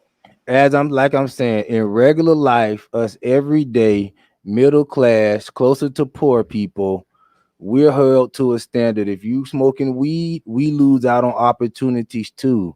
This is for everybody. She's not special just because she wearing your green hair and running. See, that's why I say y'all always put people over y'all. It's nobody's better than the other. If I smoke weed and I choose to do that with my life, I lose certain opportunities until I stop smoking. Now, I say if I'm smoking weed and I want to go get me some type of police officer job or something like that, and I'm smoking weed and they randomly drug test me because I'm black and I'm smoking weed, that's not their fault. That's my fault. But if they do it because you're black, then it's their fault, no? No, because you're see that's what's wrong with black. That's why we don't have no responsibility in the community. Because when you always looking at somebody else, you're never going to self-correct. Because guess what? Once you say, "Oh, he did it because I'm black," that's where it stops. You don't see nothing you did. You don't see nothing that you did to cause this problem. You solely focus on this person. So every situation you go in, that's the mentality. That's why we don't get nowhere as a community. Oh, they doing it because I'm black. Boom. You don't look at yourself. You don't look at yourself and say, you know what? I could have practiced better restraint. You know what? If I knew if I wasn't finna stay disciplined, I shouldn't have told them I was finna stay disciplined. And I shouldn't have went in front of the world knowing that I couldn't do and keep myself to that standard. That's it. It's no big deal. That's for everybody across the board. But I think that's why I say don't let black people participate, because anytime you do one thing to a black person, it's racist. It don't matter. That's why I say black. I don't know why white people deal with y'all, to be honest, but they have because they don't. Hold on. They wouldn't be winning all those fucking championships right now if it wasn't for us. Trust me, they wanted her that bad. No, they need her. If they wanted her that bad, they wouldn't have drug tested her. No, they need her. People like that will cut their nose off to spite their face, bro. And let me ask y'all this: how we know? Let me ask you the quick question. How do we know it's the white people? The Chinese people is running the Olympics. This might be something that the Chinese people is doing. So y'all hate white people so much. It's always dumb. No, they all group together. But let me add to this though. Because of that, because of how they're setting things up, I have to be very, very honest. It's going to be very, very difficult for her to come back and be the person that she needs to be. They're setting up all of these road traps. There's nothing that's set in stone that's going to give us the proof that she's not being randomly targeted. That's all I'm saying. And she came to the forefront. She did interviews saying like, "Hey, I fucked up. I smoked marijuana. Absolutely. Whatever." No big deal. It's no big deal. But for that corporation and that institution, that's a no-no. And that institution got to handle their business privately. It don't have nothing to do with the outside people. We didn't help her get there. And if she wanted to stay there, that was up to her to make sure she was checking every box. She missed the box. But no, this is the thing. They need her. And because the United States knows that they need talents like Mrs. Richardson, they have to know that they can control her. I feel like this is a huge play into them trying to figure out how can we get this little black bitch under our control and get her to do whatever the fuck we need her to do. So what we got to do, we got to pull up the dirt that we can get. Let's randomly drug test her. I want to make sure that she wasn't the only person to do buck breaking. Absolutely. And this is informative because now she's apologetic. Now she's going to go back into her shell. She might be more open-minded to certain situations now. She might be not as vocal as she was prior to. So we don't know a lot of things that's going on behind the scenes. And the problem I say is there is no checks and balance systems with these organizations to make sure that she's not unfairly targeted and that this is not bias. I'm not saying what you're saying is wrong. She's not like unfairly. Kwame Brown say is that people are specifically targeted, and most of it have to do with their race. That's fine, but I wonder why if black people think like this, why not just not smoke weed? If you know, okay, I might be targeted. White people hate me. Don't smoke the weed. Then I just don't get into the Olympics. You're right about that. I can agree on that. And if you're going to be in a certain organization, they tell you not to do something, don't do it. But don't play different people when they do the same thing. Don't punish them different. We don't have no proof of nobody getting punished different. We got two different scenarios. Okay, so we know she's faster than the rest of them other races, right? So let's see her get a gold medal, like old boy. All right, so you said how do we know it wasn't Tokyo? It wasn't Tokyo, bro. They don't run the U.S. Olympic team. You know what I mean? Like where the Olympics. But Tokyo may listen to what I'm saying. Tokyo may I know what you're saying, but Tokyo may have a standard that they have to answer to the United States. It's all type of overhead. It don't just stop one place, bro. No, Tokyo said that nigga bitch is too fast. Test that bitch. Yeah, I'm pretty sure USA coming over there to Tokyo, they have to answer something to that country. It's not just do what you want to in Tokyo. Trust me, bro. No, they seen that last run. They said before that bitch come over here, test that bitch. So, I mean, I could be wrong, but from what I'm reading, it's based on the rules here. They say she failed the drug test following her Olympic qualifying 100-meter race victory at the U.S. Olympic track and field trials in Eugene, Oregon, here on June 19th. And also they said that that THC is newly on the list of drugs they don't want. So it wasn't always like that. I thought you were going to say something else. Oh my God. I thought you were going to say newly on the list of her thing. I was like, oh shit. And no, and listen. Said, go ahead, Jid. It's a loss of opportunity. A lot of brothers done lost the opportunity. I encourage people to, if you want to go into these white men organizations, if you say you're gonna follow the rules, follow the rules. If you're not gonna follow the rule, be honest at the door. They like that too. White people get high. White people understand. Just let them know I'm an unruly nigga at the door. They said athletes who test positive for substance abuse, which THC was newly classified as in 2021, usually receive 3 months suspension as they can establish that their use of the substance occurred out of competition and was unrelated to sports performance, which obviously smoking weed has nothing to do with enhancing her sports performance. Just throwing that out there. They said that she successfully completed a counseling program regarding her use of cannabis, which under the USADA rules knock her ineligibility down to 1 month. So she's not off for 3 months. She's only off for 1 month. So, quick question. Mm-hmm. To y'all perspective, what should happen to her? She broke a rule. They say, yo, don't smoke weed. She knows she don't supposed to be smoking weed. She made a grown person decision. She rolled up a blunt. She put the lighter to it. She put it into her mouth. She hit it. She leaned back. She probably had some sex after that. She made decisions she knew she wasn't supposed to do. What is her punishment in y'all eyes? Her punishment is the 1 month off. They're saying, bitch, you take off a month. We need you. You come back. Then, the good thing is, like I said, they haven't said that she off. She's not going to be able to run because in that month off, she's supposed to be racing. That's the issue. Well, no, they said that's what said. They said that it's not that she can't compete in Tokyo. It's just the 100-meter thing that she's talented at. She won't be able to qualify for that, but she may be able to qualify for other categories to still be able to participate. So I think that it's warranted. Hey, bitch, take a month off. Stop fucking smoking, Shikaria. Go back, go training, drink some fucking water, clean your system out, and bitch, get ready to go to Tokyo. Because I'm not playing with her. We're not about to do this again, bitch. I get it. She's 21. She's young. People make mistakes. And that's another thing. You have younger white people who make so many mistakes. And once a black person makes... Hold on. And once a black person makes a small... non-violent, mistake, they get scrutinized. It's just fucking weed. She take the month off, bitch, go drink some water, then come back. All right, let me hear what Schoolboy has to say. Schoolboy, what do you have to say, man? You know what I'm saying? I feel like, let her smoke her weed, man. Like you said, it's not a performance enhancing drug. I don't see a problem with this. I don't see a problem with her smoking weed and running a sprint. It's a fucking game. She wants to smoke some weed. I mean, let her smoke some weed. Like, I honestly, I'm not going to make a big deal about it because of all the opportunities that white men have not lost due to smoking weed. Let me tell you something, J-Doug. Let me just throw this out there. I'm sorry to cut your wisdom short, Schoolboy. I had a friend who used to do some similar what Schoolboy does. Schoolboy, well, I don't want to put Schoolboy's whole business out there because, my nigga leveled up. I'm just going to say that much.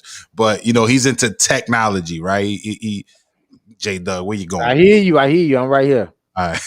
And so I had a friend who was the tech guy at a trading firm or whatever on Wall Street. So his job was to maintain all of the computers and all of that on the trading floor, right? Not only did we used to smoke weed in the break room, J-Doug, because that was the culture up there. And these the motherfuckers trading your stocks. We was able to play chess and smoke weed because he would hire me to help out every now and then. We on break or after he was getting off, smoke weed in the break room in the office, bro.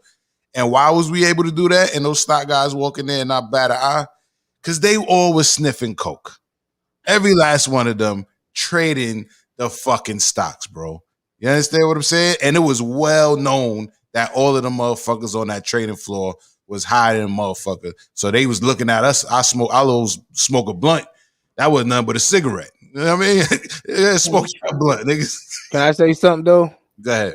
This is the problem. Why take decency and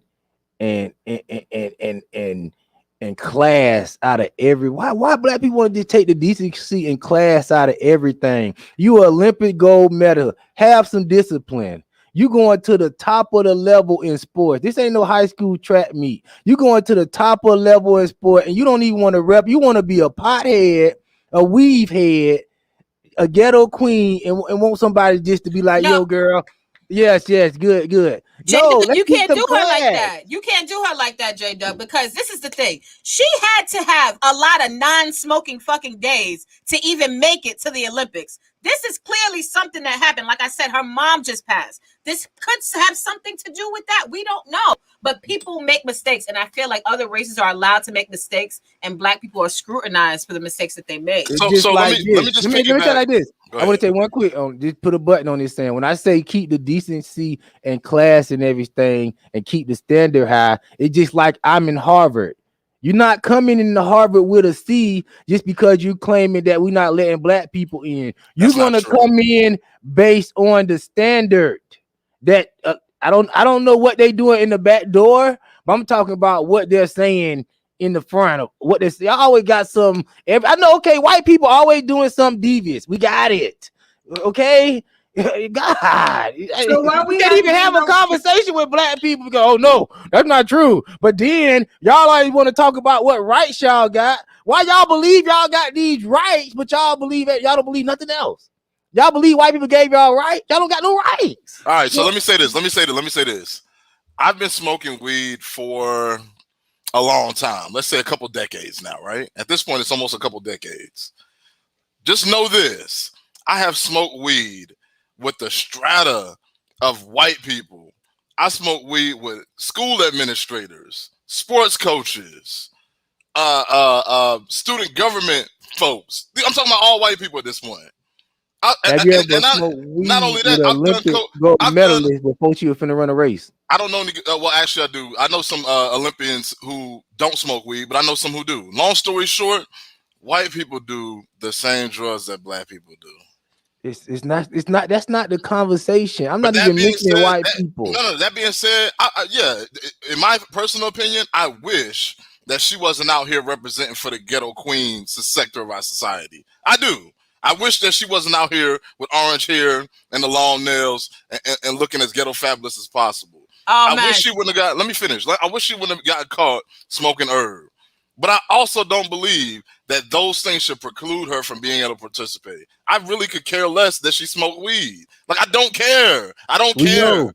We know because you black. Yeah, and you smoking weed right now. That shit don't stop nothing. No, because I'm not. I don't work for nobody. Scuba, that was the question that I posed to the channel, but before you came on. Do you think that her image hurts her? When in regards to her participating in the Olympics. Yeah. To be completely honest, if she walked out on that field looking like damn Condoleezza Rice, there wouldn't be this conversation. Because she walking around with the fried hair, looking half crazy, and looking like her white stepdaddy dressed her. She would have no problems. What if she walked out looking like Gabby Douglas and everybody clowned her and she was killing people? Listen. They was clowning her here. Listen, what's wrong with people clowning her? Y'all clown white people all the time. What's the problem? White people can clown black people can clown Asian people. We clown each other. It's America. White girls never get clowned for their little ponytails, and black niggas is quick to tell a black bitch she ain't got no hair. But I've seen too many women walk around with little ponytails and nobody says anything. I saw that shit for the first time. I saw the bald-headed, small, pinky ponytail ass white girl in the grocery store the other day, and I was like, wow. I almost took a picture because I couldn't believe what I was seeing. Let me ask y'all a question. Wait, before you do that, Anthony had something to say earlier. Did you get a chance to say it? No, I've been drinking. I haven't lost my train of thought. It'll come back. Let's not, please, like, for some reason, I keep my headsets all the way up on this mixing board too. So if we could just relax for a minute, you know what I'm saying? Say what you got to say, you know what I mean? But if we could not scream over each other, because all we doing is just taking some years off of my eardrums. and probably yours too, because y'all all have headphones on. So J-Dub, it's on you. Do y'all believe that black people should be able to make jokes about white people and white people shouldn't say nothing ever about black people? They can't make no jokes about us? Yes, I do agree with that. I do. Wow. I don't know what I had to say. Y'all not going to be able to control people like that, bro. No, that's not true. I was just true. telling y'all, white people don't sit around no 400 years. They tear shit up quick. So y'all keep pushing white people if you want to. Keep playing. White people don't sit around 400 years talking about, oh, they just mean. No, they tear shit up. So to keep pushing white people. That's all I'm gonna say. Listen, I'm all for black people taking cues from their 400-year former slave masters. I'm all for that. Hold on, and when a nigga said, go ahead. That being said, J-Dub, you the first person to criticize when black folks stand up and start acting like white people.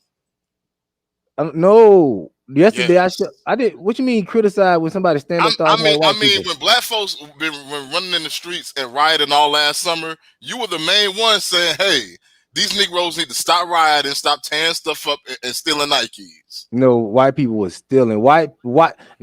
Black people was stealing. White people did a political demonstration. They let the higher ups know that we will run off into your shit. Nobody don't care about. Nobody don't care about black people stealing no overmarked TVs that's insured out of Target. That's good. They done let the people that they need to know, the people that's making the decision that if shit get crazy, we ain't got no guns this time, but we could get up in your shit and you don't know what we gonna have on us. Grenades and all type of shit. So play with us and make us think that this shit ain't going how we think it's supposed to go. We in your ass. Yeah. They ain't even sit around no 400 years. They did that. They didn't let Biden get in office 4 minutes. They up in your shit. Yeah, so y'all pushing white people. You ain't wrong about that. But I would say this: when a nigga's fed up, he's fed up. I just think black people probably haven't made it to the point where they're fed up enough. Yeah, that's what I mean. Y'all need 500 years plus. Black people are not fed up enough because we have Negroes that are in this world who are willing to go to the moon and be slaves. Yes, sir. Yes, sir. Because look what y'all Olympics gonna be weed, crackheads jumping over shit. Y'all gonna have motherfucking goddamn the police tussle. It's gonna be popping. You gonna have super niggas. Yeah, I'm not going to the all black Olympics when the black white people leave. Nah. Ain't doing it. I already know. We already see where y'all going with the game. Y'all want potheads. We dominate everything as transgenders. So we already know y'all going with the game. We dominate everything as is, man. Just as long as we wanted to get into it, we dominate the shit. Anything we want to fuck with that bad, we dominate it. Once y'all dominate everything but economics, politics, government control, world control, voting rights. E-commerce, wicked shit. Hey, cut that nigga mic, man. That nigga telling the truth. Shut his mic. The wicked shit. We dominate everything besides the wicked shit. The shit that don't matter. The shit that don't matter. Yeah, games don't matter that much. And I will go on a since you brung it up earlier about the young lady who turned her back to the flag. The fuck is that supposed to mean? Why is that such a bad thing? Because don't go out there saying you finna represent the country trying to get a bag and then turn your back on the flag. Go run for somebody else. Don't go out there with that mess. But you know what? Somebody made a point and that's sticking out of my mind as we're having this conversation.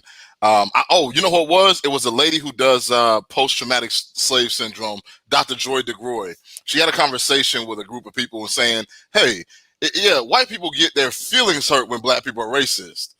But when white people are racist, black people can't live certain places. They can't get certain jobs, et cetera, et cetera. So yeah, we might feel some kind of way. We might make fun of white people at the end of the day. It doesn't matter because they still hold all the control. That's what happens when you're on top. People gonna talk shit. So when you become the president, you're the most powerful man in the entire world. But people are always talking shit about you. You gonna sit back and cry about it? Like, no, ain't nobody trying to look at them tears. Nobody care. Well, So y'all need to stop coming up with all these jokes and focus on getting to the top. See, y'all will sit all day trying to make these white jokes and talk about what white people doing, but y'all waste time when y'all could be congregating amongst each other and building. Why don't you tell them that we've been the butt of the jokes for 400 years and they still emulate us? You know, come on now, imitate us, whatever you call it. I'm drunk. But you know what said that? What I had to say was, I've gotten high with surgeons, lawyers, all types of people. Okay, it doesn't matter. People smoke weed. They just do. Now you keep talking about how we should act and she shouldn't be wearing that. They shouldn't be doing this.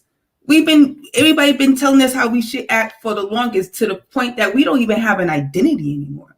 So it's like, what more can we supposed to be? And we've been wearing suits and all that for years. And they talk about, oh, you're sagging your pants, but we was dressing nice. They was hanging us. That's a good. When I look at the old school pictures, they was hanging niggas in fucking fly ass suits. They were hanging doctors. They were hanging fucking surgeons. Like you said, like all of these really prominent personnel, they were fucking hanging them. She raises a good point, because they took our language. You know what I mean? They took our style of dress. They took all that shit. We dressed like them. We assimilated. You know what I mean? And it still wasn't good enough. So motherfuckers created their own thing. You know what I mean? Virginia Slim says, first of all, he said, yo, salute to my guy, Virginia Slim, on the check-in. Salute to associate producer. Salute to C. Dot. Salute to C. Dot. And congratulations on your 100th episode. That was a while back. Salute to you. And Virginia Slim says, and salute to the Rose Show, also says she's smoking weed and still smoking them on the field. That's a fact. Virginia Slim says she repping the country that celebrates the right to protest via the Constitution. I see nothing wrong with it. And if I'm right, correct me if I'm wrong or right. I forget. Correct me if I'm wrong, Virginia Slim. But I think Virginia Slim is a veteran. Correct me if I'm wrong, brother. And he's saying, yo, that's our right as Americans to protest shit. But I'm just tired of black people. Every time they get a chance, they want to protest. I'm trying to figure out what's gonna make y'all happy, and see if we can arrange for y'all to go back to Africa. Stop setting up things for us to fail. I mean, everything we do, we ain't doing nothing different any other race is doing, but we get crucified. We ain't doing anything different. We get crucified and we get roadblocked. Are you sure? He said I'm right. He is a veteran. Salute to you. You better look at the statistics. That's not true. Which is also biased and racist. Okay. The statistics say that white people commit way more crimes and do way more drugs. It's way more white people, but they talking about proportionate. Well, that being said, you only are a criminal once you. No, but why you always? No, why y'all always? Y'all say that, but why y'all skip over that part? Let's don't talk at the same time. Let him finish and then ask the question. No, because he glanced by it. No, I'm not glancing by anything. I'm just saying that like people like to. Oh, look at the statistic. Look at the statistic. Okay, black people are over policed. So if you put all the police in a black neighborhood, all the criminals are going to be black at the end of the day. While the white people commit crimes. But I ain't gonna say that. I'm about to say, but I ain't gonna say it. But listen, man, I'm not here to hate. Salute to the young lady. I just want the same fair treatment that I get. I smoke weed and I have lost certain opportunities. She smoked weed. What make her better than me? I say this: nobody should lose a job for smoking weed. Nobody. Nah. There's way too much other stuff that way too much harder drugs that are more destructive. Alcohol is a killer. You know, you can't even get off of alcohol without killing yourself sometimes. You can smoke weed every day for the next 50 years and stop for a week later, and you won't never be in danger of dying. All you're gonna do is have an attitude. Yeah. You drink every day for 50 years, you stop drinking, you're gonna have the shivers. You're gonna die. Yeah, you're gonna die. Yeah, that's what I say. I don't know what I mean. I just don't want, you know what I mean, and it's fair that way. We all done been through that. Even in some college programs, they're gonna drug test you, or you can't get into certain programs. It's all type of things. It's not set up just for black people. It's for everybody. So it's just what it is, man. Hold on. Mr. Charleston B. Salute. I'm gonna drop the link in the chat. Let us know if you want to cam up and advocate for the cannabis real quick. That's my guy with the hemp business. Salute to my guy. Just put the link in the chat. And salute to my guy, Rosdale Farrock, who is the brother I mentioned earlier, who keeps getting random drug tests on his job just because he has locks. You know what I mean? And isn't it like legal in half the country? Like, why is we still on this in the Olympics when it's legal? The issue. Here's another little piece of context that I can offer about the Olympics in Tokyo. Because the Olympics are going to happen in Tokyo, we're going to have to contend with the fact that Japanese people are xenophobic, and there are a lot of racists in Japan. They think that they're the top of the pile, and everybody needs to meet their metric. Case in point, just recently they announced that they will not allow swimmers to wear caps designed for black people's hair. What part of the game is that? Because their response was, elite athletes don't need that big of a cap.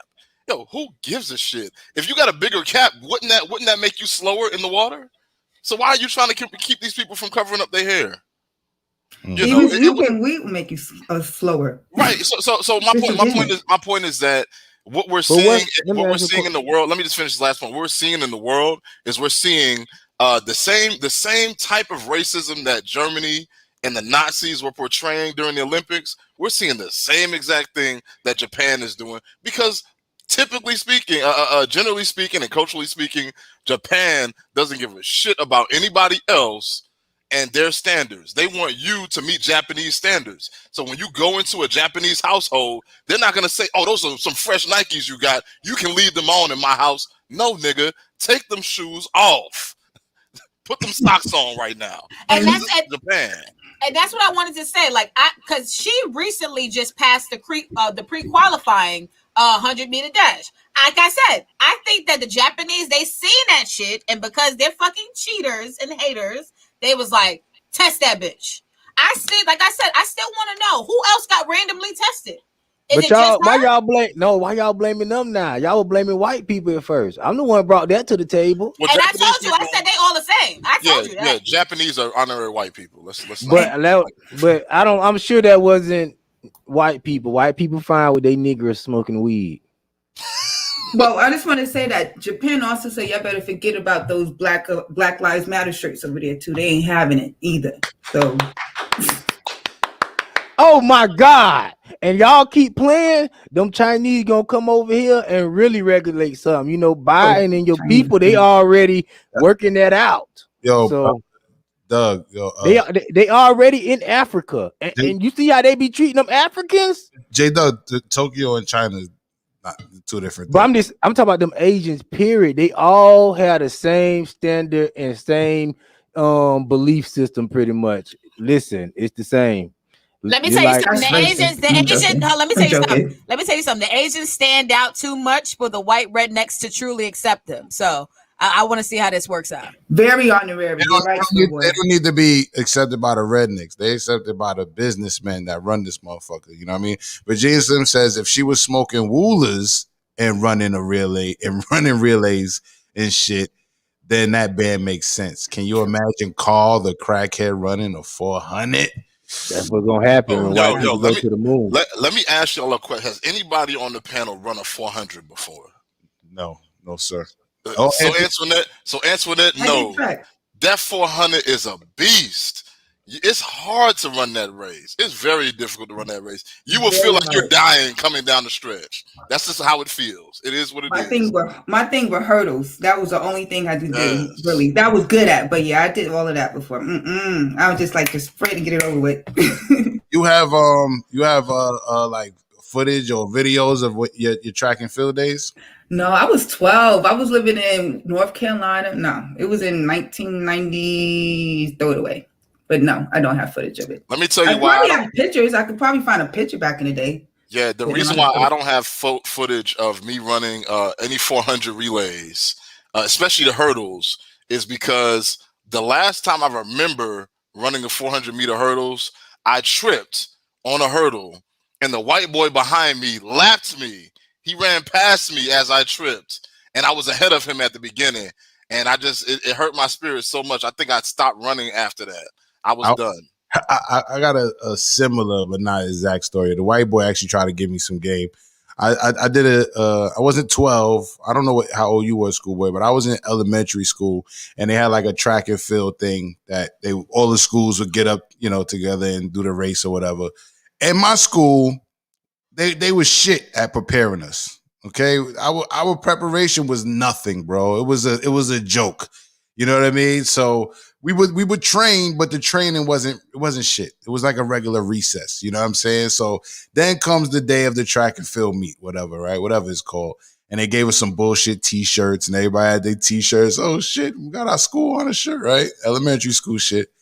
And we get out there to the one of the local high schools with the big field, and all of the different elementary schools are there. And there was this fat white boy next to me, and he was telling me, he said, "Yo, hey man, don't run fast in the beginning." You know what I mean? Like, he tried to give me some game, right? And I'm like, this motherfucker trying to make me lose. Fuck out of here, right? So I'm running all fast and shit, trying, you know what I'm saying? In the beginning, I'm like, fuck him, right? Mind you, we had no training. I didn't know about stretching first. We didn't. I'm talking no fucking training, and this is a real fucking track. We got to run. Hilarious. Exactly. So then, as I get like, I want to say almost mid track, that shit just start weighing down on me. I'm losing my breath. I don't know nothing about how to breathe while running at that time. None of that shit, right? And then the white dude, he at certain times he was next to me, and he was telling me like, "Yo, you can't run too fast. You know, later on you just run fast later. You get your pace now first or whatever." And I'm like, I'm ignoring this nigga. And then as I start to lose my breath and get dizzy on this motherfucking track, because I had no real training, this fat motherfucker, he just started picking up his pace, like right mid-track. Like his plan was, like he was trying to tell me to do. This motherfucker blow past me. And I'm looking at this motherfucker like, oh shit. And then next, I lost all of my breath, and I just had to sit down on the track. I said, fuck that shit. Fuck this shit. That reminds me of the turtles in their hair. Basically, that's what it was. And I sat down on the track and just laid down. I said, fuck this shit. Nobody prepared me for this shit. And that was the extent of my track and field days. You didn't even finish the race? No, I doubt it. I don't think I finished the race. No. Well, I thought black people was better than white people and everything. You got to train, sir. You got to train. Here we go. I just thought you come off the cotton field better. What? You got to if you haven't noticed, black people have been losing. If you haven't noticed, hold on. I just want to say this. Like I said, we might at certain times when it comes to some of us, we might have more better physicalities, but at the end of the day, you have to train. You know what I'm saying? Hold on. So with that training, you have to have someone willing to train you. Hold on. I had some white motherfucking teachers who didn't give a fuck about teaching us what we needed to know to win that race. Nothing. I'm telling you, our training was a joke. I'm gonna tell you why that happened, bro. I'm gonna tell you why that happened. They said, listen, these Negroes are gonna be fast when they get older. They need to be humble now. We gotta humble them today. And I'm telling you, I know that to be a fact, because when I was in high school, we had some of the fastest and most capable football players on our team, and we lost almost 10 out of 10 games every season. Because when literally our black running backs would run up to the goal line, and then they would give the white quarterback the ball to try to throw a fucking touchdown consistently.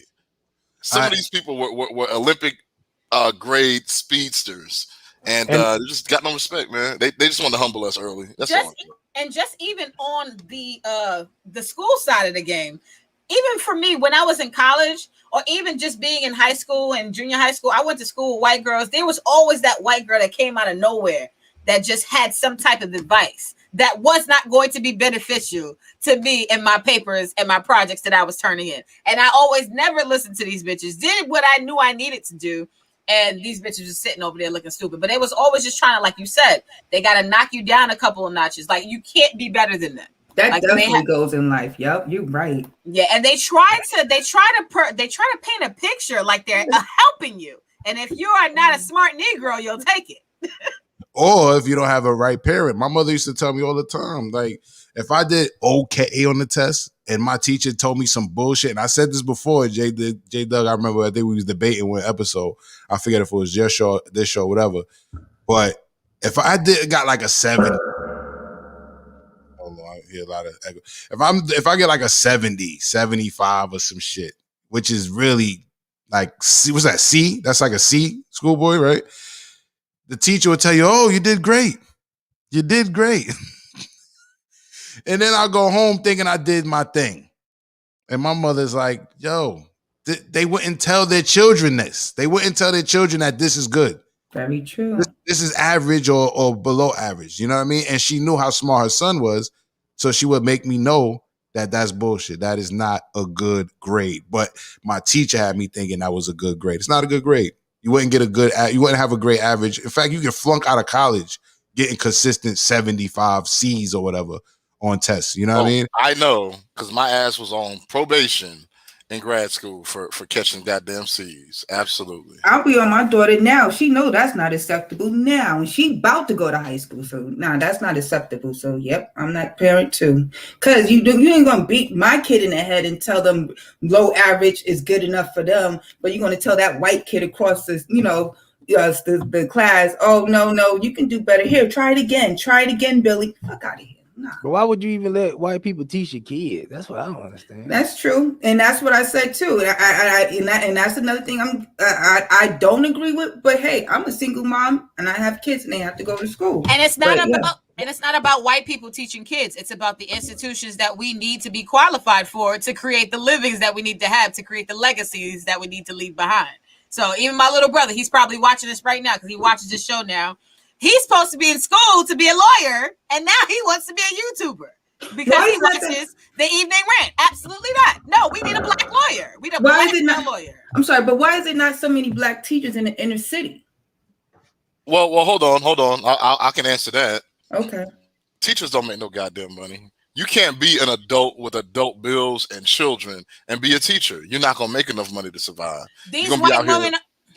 What about the white women, though, that flock to the teacher system? These white women are making money somewhere. No, they're making money because they're married. A lot of black women aren't married. They don't have a person that can help them pay their bills at the back end. That's what a lot of teachers are getting that money. I let y'all talk. Y'all proving my points. You don't even want all of them.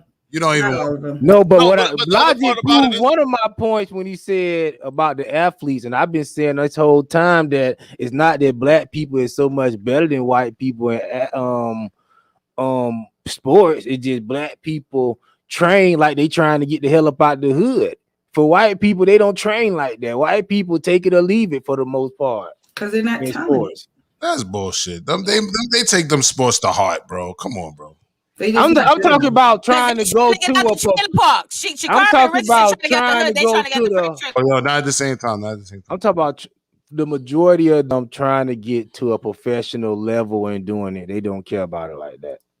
Not like black people telling their kids, "You got to go to the NFL." No, it's not like that. They don't white people. That's not a white dream. All right, so two things real quick. Salute to C-Dot who sent this to us. Swimming caps for natural black hairs ruled out of Olympic Games. Fuck shit, right? And when my man said, why do you let white people teach your schools? My question to you is, would you support a black man with a school in several cities? Because if you would, like my man Lorvell says, Q Butter has a school, and there are other black schools around the country, especially in cities with majority black. Salute to Q Butter, a brother of mine I went to college with. I was with him when he started this organization. I had a front row seat to it. Salute to that man. I am dropping the link to his GoFundMe in the chat right now. If you look up GoFundMe /F/Ziax the movement, you can Ziax the dash movement. You can help him raise his goal. He just did a graduation for his students. He just did a graduation for his students in Atlanta.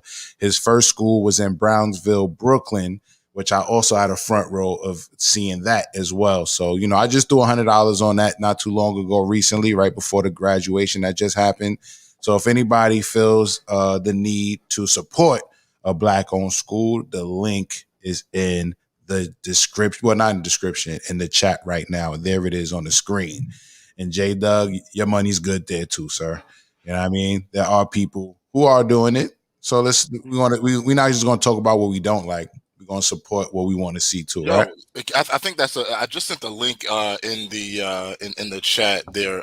Sorry, in the Evening Rant messages that we have. And it's about Michael Strahan helping HBCU players to get endorsement deals after the NCAA said that they're allowing these athletes to get paid for their name, image, and likeness. So I think that's a good. I think that might be a good departure. Or How good, is that going to So work, though? will they be able to sue them if the people have already left the NCAA and they didn't make their money? Like, will they be able to get back in? I doubt it, but they should be able to. They should. I doubt it, but you know how it goes, man. Like the reason why we're not getting reparations in this country is because they don't want everybody to go back and be like, well, shit, I want reparations too. Everybody gonna be coming out with their reparations issues. Let me ask you a question. They'll be having the college students pull up to the school in phantoms and shit. How that's finna work? Well, are you hating, sir? No, I'm just saying though, if you getting the money, you can finna go to class too. Yeah, I mean, but they already gonna make those guys go to class anyway. Here's the thing. Exactly. Here's the thing. For those of us who've been in that college environment, we know full well that these kids don't have salaries, but they're getting money from all kind of places, and they're not going to class. They're paying tutors to do their homework. They're cheating on tests because they're not there to go to school. They're there to play sports. So they're just basically pulling the cover off of it and making it legal for them to do the shit they already been doing. It's the same thing with the fraternities and stuff like that. A lot of folks that are in fraternities, they're not paying they're not doing homework for real. They're not paying for a lot of their bills and stuff like that. They're getting that shit taken care of because they are the brand of their organization. It is what it is. And I was just going to add to that because when you're in that college environment, you get to see different personalities, different people who are, all trying to obtain the same goals. There's always that different type of person who lives that type of life while they're in school, where school is not at the top of their list, but it's something that they still want to get accomplished. In regards to these basketball players, yeah, they still want to make sure they have a degree on their belt, but the NCAA is top priority. Just like Black China, who I went to school with, King of Diamonds was her priority, and she made her way in other ways. So it all depends on who you are. I'm really saying, and that applies even if you're not in the NCAA. So let's watch this 1 minute video. Maybe we'll get some insight to the questions you may have. After that, I'll let you speak, J Doug, and there's a question in the chat for you and a comment that we want to get to. So let's do it. Mainly branding and rebranding the conference to make sure that Florida A&M and Bethune-Cookman is integrated in everything that we do. As you know, we have Media Day that's going to be coming up here in mid-July, getting all of that together, but really just rebranding the conference, getting ready for a full and robust fall. Clearly, we're going to be at 100% capacity. So everything that we do now is going to allow us to get ready for opening season, having the fans, having the bands, having the entire pageantry, and opening up SWAC athletics, not just football, as they should be. Alcorn leaves the East and they go to the West. But I think the biggest significance is that each and every week, those games are going to be very, very important. There's not going to be an easy week when it comes to the sport of football. So shifting Alcorn to the West, they won the championship in 2019, 2020. Now you have Alabama A&M.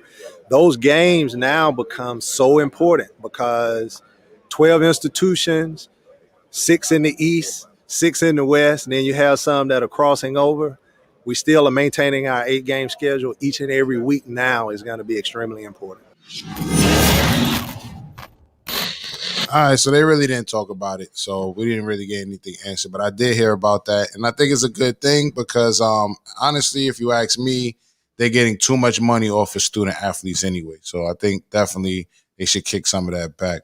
Lord Vel says, did we speak on Bill Cosby? Yes, we did. Virginia Slim has a question, but Schoolboy, go ahead. Well, I think we talked about this before. When we spoke to the fact that the highest paid state employees in most states are their state school college football coach. We talked about this about a year ago. So, it's high time that they pay these kids what they're worth because everybody else is eating good off of them. And we all know stories of college athletes who were the top of their game at the best years of their life. They either didn't get a degree after all of that play and making all these people money, and they out here working regular ass jobs. You know what I'm saying? You know, you got somebody damn 6'8" working at Starbucks, and you ask him, you know, what he does. He's like, yeah, I played college football, college basketball. That's a damn shame, man. They need to get them people what they're worth. You know, it's funny you say that, and I want J Doug. J Doug has something to say before I go to this question. So, do you remember what you had to say, J Doug, before I say what I say real quick? No, I was just thinking that this would cause like all type of different frictions. I was wondering like what the type of standard of playing these guys gonna be held to now. Cause I think it probably be easier to get dropped for a team. And do everybody on the team get a sponsorship? Or everybody making money? Or is it only the good players? That's what I was thinking about. I might have to revisit it, but I just want to say in regards to what Schoolboy just said, it's funny because the white guys who go hard playing football, when they don't make it to the league, they almost have a guaranteed job in the jails. That's where a lot of them go. They go to the jails and they become COs, and that's where you get those big white COs in the prisons. They were failed football players. Virginia Sim says, laugh out loud. So all the countries with other races of athletes don't train as hard as black people because they're not looking for a come up? Question mark. That's for you, J Dub. No, what I was saying was when I'm speaking of that scenario, I'm talking about suburban white people. I'm mainly talking about America. I'm talking about the suburban and the blacks in the inner city. That's what I'm comparing. Like the suburban kids that play sport, they don't take it and train as hard as the black people that's in the inner cities. I'm not talking about all over the world. It's different sports all over the world. So, you know, a lot of the sports we play in America, they don't really play nowhere else like that as hard as we do. Well, what I will say, and it might be a little leaning towards J Doug's point, but what I will say is a lot of those countries outside of America seem to pick up black or brown people anyway for their teams, whether they're from the Caribbean, South America, straight from Africa. They seem to pick them out. And they pick one. The biggest fucking soccer player in Italy, that fucking Balotelli, that nigga. I was like, where did the fuck y'all get that nigga from? I went to Italy. I seen 2 niggas when I was there. 2. Oh no. The second nigga to be fucking the soccer player for Italy. Yeah. They're picking them niggas out the water, trying to get over from Africa into Italy. That's where they're getting them from.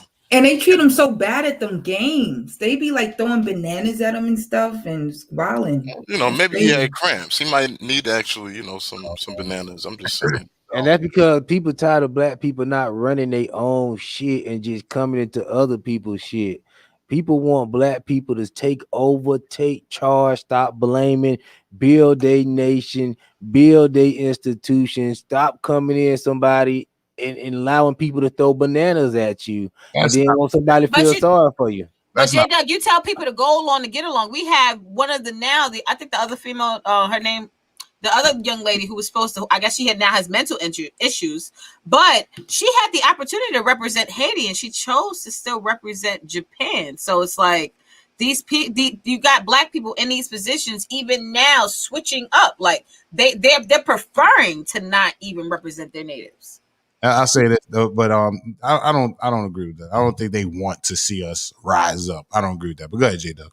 No, but they may not want that in their heart. But they may not want that in their heart, but that's what spiritually, that's what they want. It's like, yo, what are you doing here? Why are you not manning up? Why are you coming in here playing? Why are we not coming to you playing? That's just what it is. I know we look at it as they like to simplify it to us and make it say, oh, they just don't like me. It's not that simple. Nobody like nobody that's not holding their own weight. It's not because you a bad person. It's just like with y'all. If somebody come live in your house, they could be your cousin. If he's not carrying his own weight, you're not gonna like him. Why? Because you don't got your own. Why? Because you here mooching. You're not providing for yourself. It's the same thing. Can I add on to that? You don't got your own institutions to go play. We can't come to your place to play.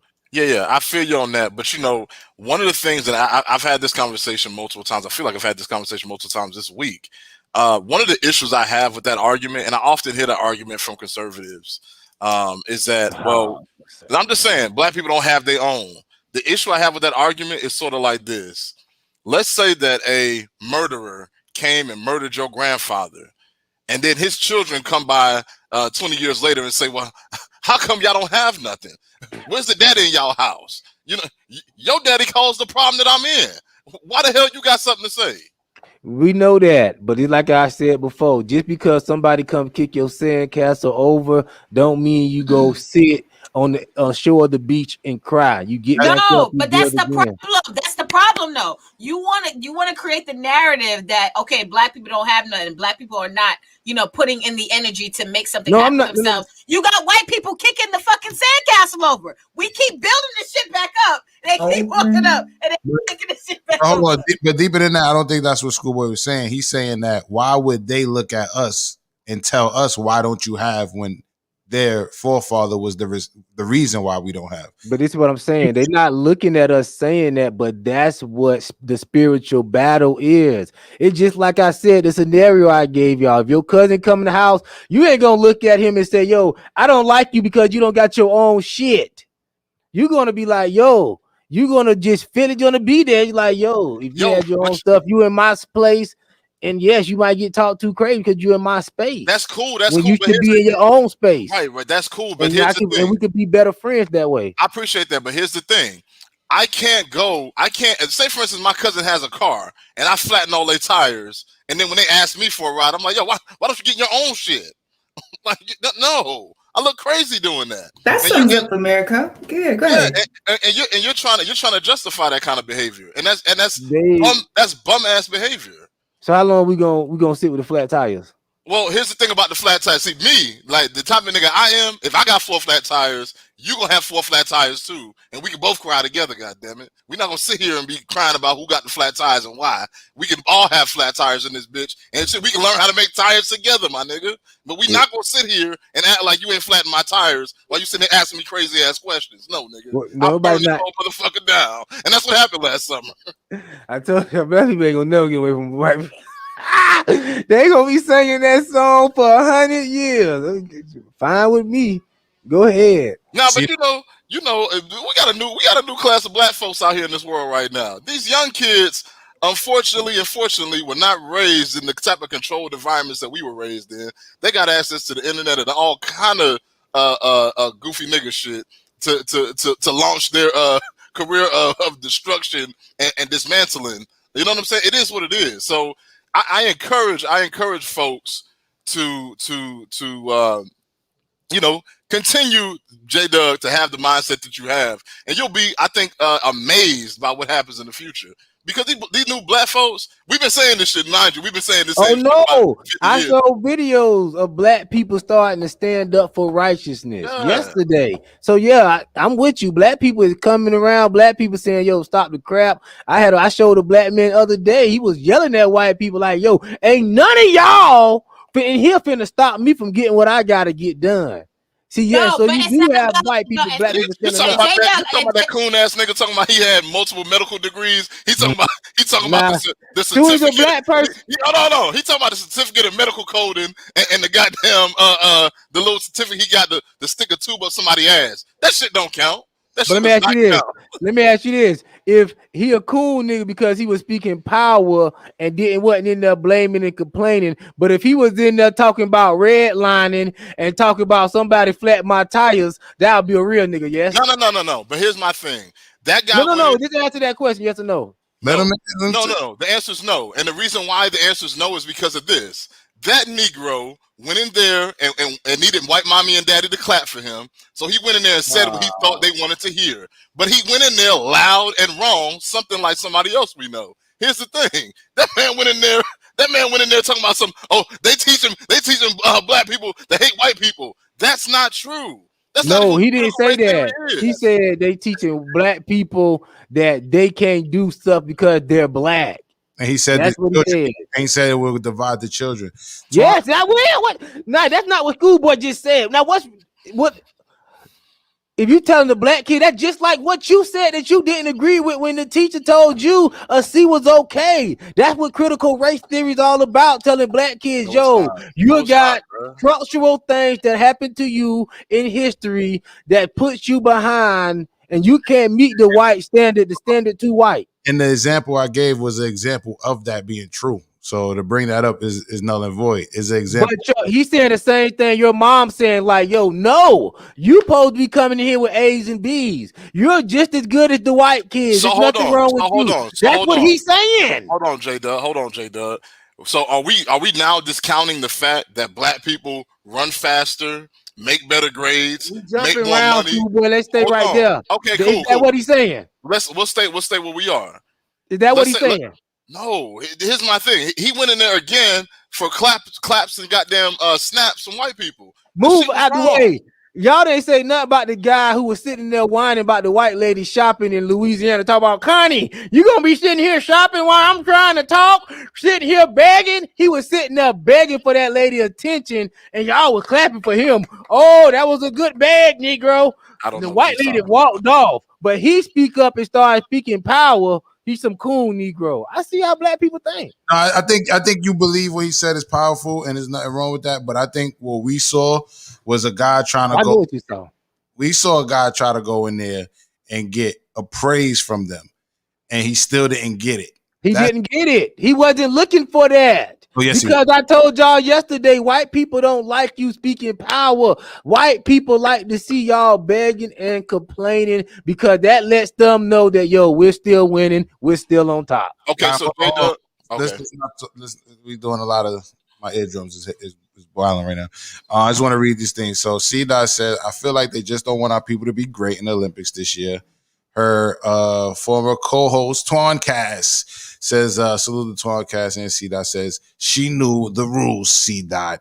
And then he also says, peace and blessings to the chat. Twan Cass, if you want to come on the chat, let us know which stream you're watching. I know you're watching on Facebook, most likely on the iRant Network page. I'll put the link down if you want to come on.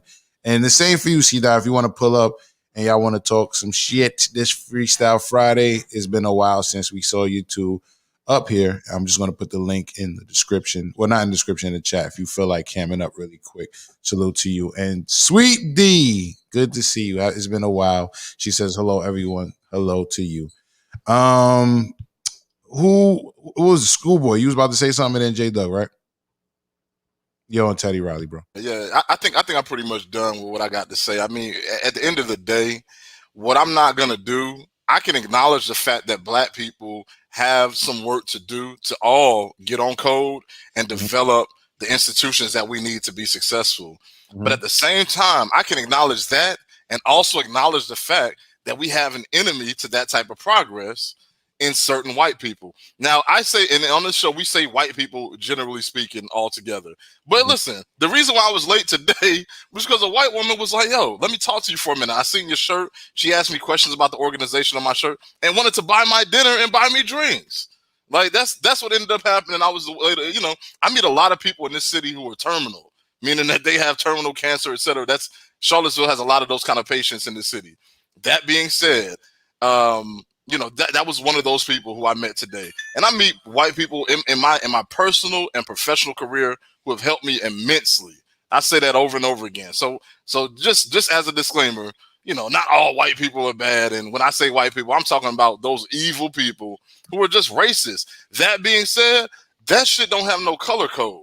It's niggeros who are the same exact way. They can't wait to pull another black person down and quick to go run to white people and be like, look at these niggas over here causing trouble. You know, I just hope, J-Dub, that a lot of your comments are just jokes and you're not serious about some of the stuff you say. Because these white people go to the moon and your ass go following them, I'm going to be very upset about that, sir. I just want you to know that.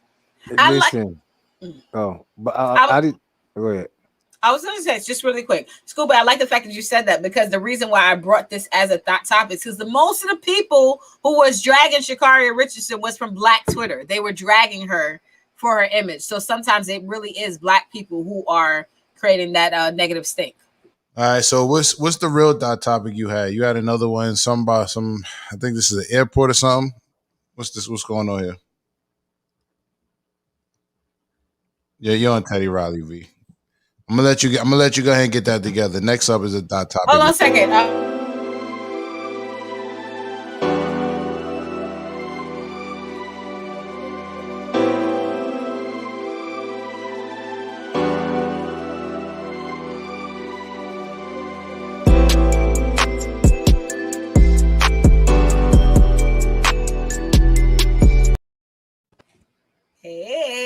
going on? Oh yeah, it's your girl Vanessa Smiles. Oh yes, the other thing that I did send in. I seen this video circulating on the web on several different blogs, but on this blog they actually have the footage. So this is footage from a Delta airline, if I'm not mistaken, leaving from DR and coming to ATL, and it's approximately 24 women, 25 some blogs have said, that are in wheelchairs because they've just received BBLs. Now, I consider this a thought topic because most thoughts are known to get their body done, to get their BBLs. So I think that this is really alarming because Delta said that they were overwhelmed with how many people that they had to escort from, to get onto the plane.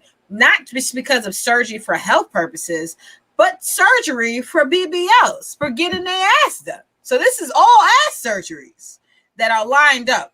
I just had a question to pose to everybody. Like, is this excessive? Is this too much? Or should Delta be accommodating however many bitches that go gets BBLs?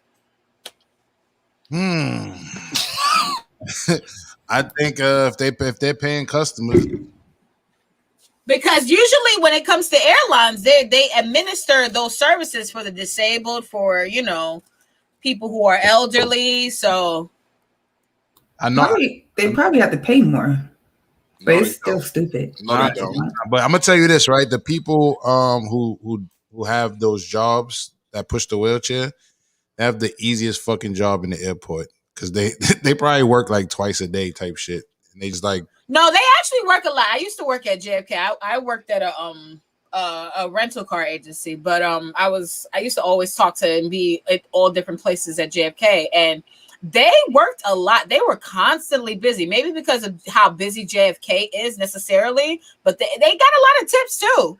Yeah. So they make money. They ain't doing shit but pushing people in a wheelchair. Simple shit. Yeah. But you know what? I'm gonna go ahead and say that these women out there got their mind. Like women who are out here stuffing chemicals in their ass to make their ass fatter.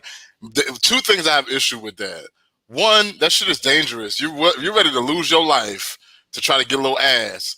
No man ever has been like, yo, I'm not fucking with that bitch. Her ass ain't fat enough. Like, honestly, most men don't give a shit about that. They don't. Don't. No, don't say that, schoolboy. Somebody is fucking these bitches.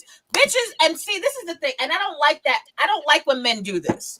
I really don't. And this is why this is a thought topic. I don't like when men do this. Looks don't matter. We love you for your hearts and your feelings and who you are as a person. Bullshit.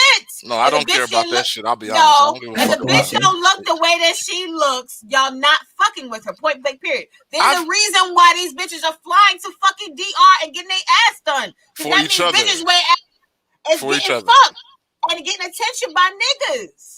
Okay, so here's the thing. Niggas on the gram. Yeah, and that's the other thing. Here's the other thing. And I think Kevin Samuels made this point, and I'll go ahead and give him the credit for it. A lot of these women that are doing that shit don't have no husband. All this getting attention shit is cute and everything until you're 70 years old and your ass done deflated. Have you ever seen a woman who got that surgery, her ass is deflated? She looks fucking crazy. I don't want to take that bitch when she's old. All I want is till the ass is plump. Once it deflates, she's getting discarded. Where's my wife at with her natural flat ass? Thank you. What? Go ahead, answer that. Sorry. I just had to speak for the skinny girls. We do get shamed. I've been skinny all my life. And I posted a picture right after I had a baby, and people still considered me skinny this. So guys, I've really literally seen guys or have guys say, oh yeah, I fuck with you, but you're not thick enough. And I'm like, well, and I eat a lot. It's not like I have a weight problem. I'm just built that way. Antoinette, I'm gonna go ahead and tell you what it is. Hold on, first off, V. Everybody, my bad. Take it down. Let's take it down. Take it down. I think Schoolboy. I'm gonna let Schoolboy say what you gotta say, and then Schoolboy, go ahead. I'm just gonna say, Antoinette. I think the issue is with the skinny girls. It's hard to cuddle with y'all. It's all, elbows and knees and shit. Y'all should be jagged. I'm just saying. You know what I'm saying? Like, I don't know. That's probably what it is, man. So that's why we go to DR. No, but see, that's the thing, though. That's the thing. I'm not trying to cuddle up with no fake ass. I'm not. Oh Eat man. some avocado. So skinny girls have to lose. Skinny girls need love too. All right. So V, and then I'll say something, and then we'll go to the chat. Go ahead, V. Go ahead. I was just gonna add to what Antoinette just said. Men don't truly know what they want, essentially. Sometimes they'll say that to you, Antoinette, and then they'll say to me, hey, oh, I love you. You so thick, you so voluptuous. Oh, you could lose a little weight though, or we could go work out together. So it's still, no matter if it's someone being too skinny or someone being too large, men do have a certain disposition when it comes to a female's physical appearance. And I just don't like when men try to do a cop out, talk about I like a bitch for her heart and who she is as a person. Bullshit. Her looks have something to do with it. Oh man. All right. I can't speak for all men, but I'm definitely not biased. I never was biased on skinny women, you know what I mean? But I wasn't biased on big girls neither. Let me just throw that out there. So I'll say those dudes that's probably saying that to you, well, salute to them for attempting to say they know what they want. But I think that it might be a little more going on with them. They're probably a little gay. They probably a little gay. That's all right. That's all right, man. You know what I'm saying? Live your truth. Yo, Logic and J Dub. Schoolboy, that is not okay. Yeah, it's okay for me right now. God damn it. Fuck them. Listen. Hold on. Y'all wilding. Real quick. Y'all was wilding the other day. Y'all was bugging the fuck out. And I was slow on the draw. So. Warning. The opinions expressed in this program are those of the presenter in their current state of mind, which they have the right to change at any given moment. The iRant Network and the members of the Ranters Union are not responsible for any claims made. All right, Schoolboy, you had something? Last thing I wanted to say was this, that J Doug and Logic, y'all could maybe back me up on this. I will deal with the physical issues I have with a woman as long as she brings peace into the room with her when she comes. I don't give a fuck what she looks like. I'll deal with a woman who's goddamn 500 pounds. If she's talking life into my situation, I'm lying. I'm not. But, you get what I'm saying. You know what I'm saying?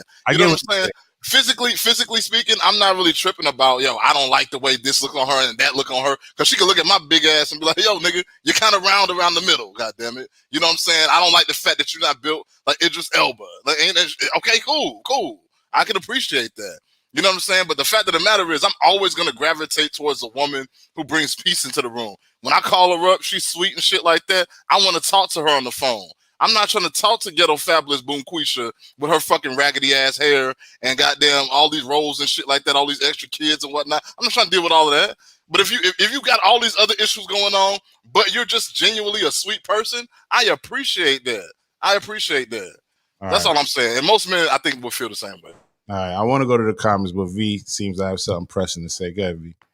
Just really quick, men want peace and women want security. Just like you're willing to deal with a woman based on her looks because she can bring you peace. If a nigga might fuck two bitches, if he can bring that woman all the security and the protection that she needs, whether that be financial and or physically being there, she's going to accept certain things as well.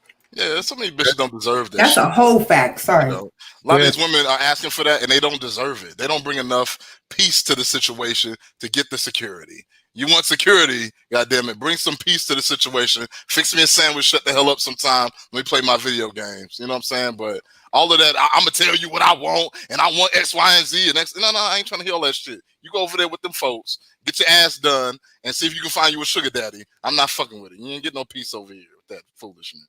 This is a fucking deja vu. ANS says, facts, Schoolboy, and facts, V smiles. C. Dot says, Schoolboy is trying to backpedal because earlier she said, Schoolboy just lost some points with me. She also says, skinny girls rule. Jersey Jen says, yes, V, security is number one. Virginia Slim says, thousands of years before ass surgery was invented, men were fucking with skinny women. At the end of the day, don't blame men for this. And Behind the Bar says, everything is bigger in Texas, but Antoinette is the perfect size. And he also came into the room earlier saying, salute to the panel. Antoinette is so goddamn fine. Those glasses, though, Fire. Please post more often on the gram. I have to add to that really quickly. Hold on, V. Hold on. Relax. Hold on. Give me a second. All right. So, Maine, you're married, sir. All right. Take your hands out of your pocket. Take your hands out of your pocket. V, go ahead. I was just complimenting Antoinette. I was just saying, like, she looks really, really beautiful. And sometimes when I say a woman looks beautiful, it's something that radiates from within.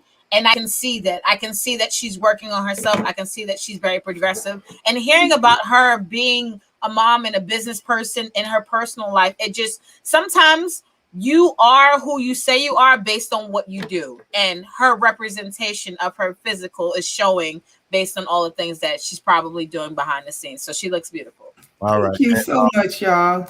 And Maine also saluted myself and Schoolboy, who just stepped away. Salute to you, sir.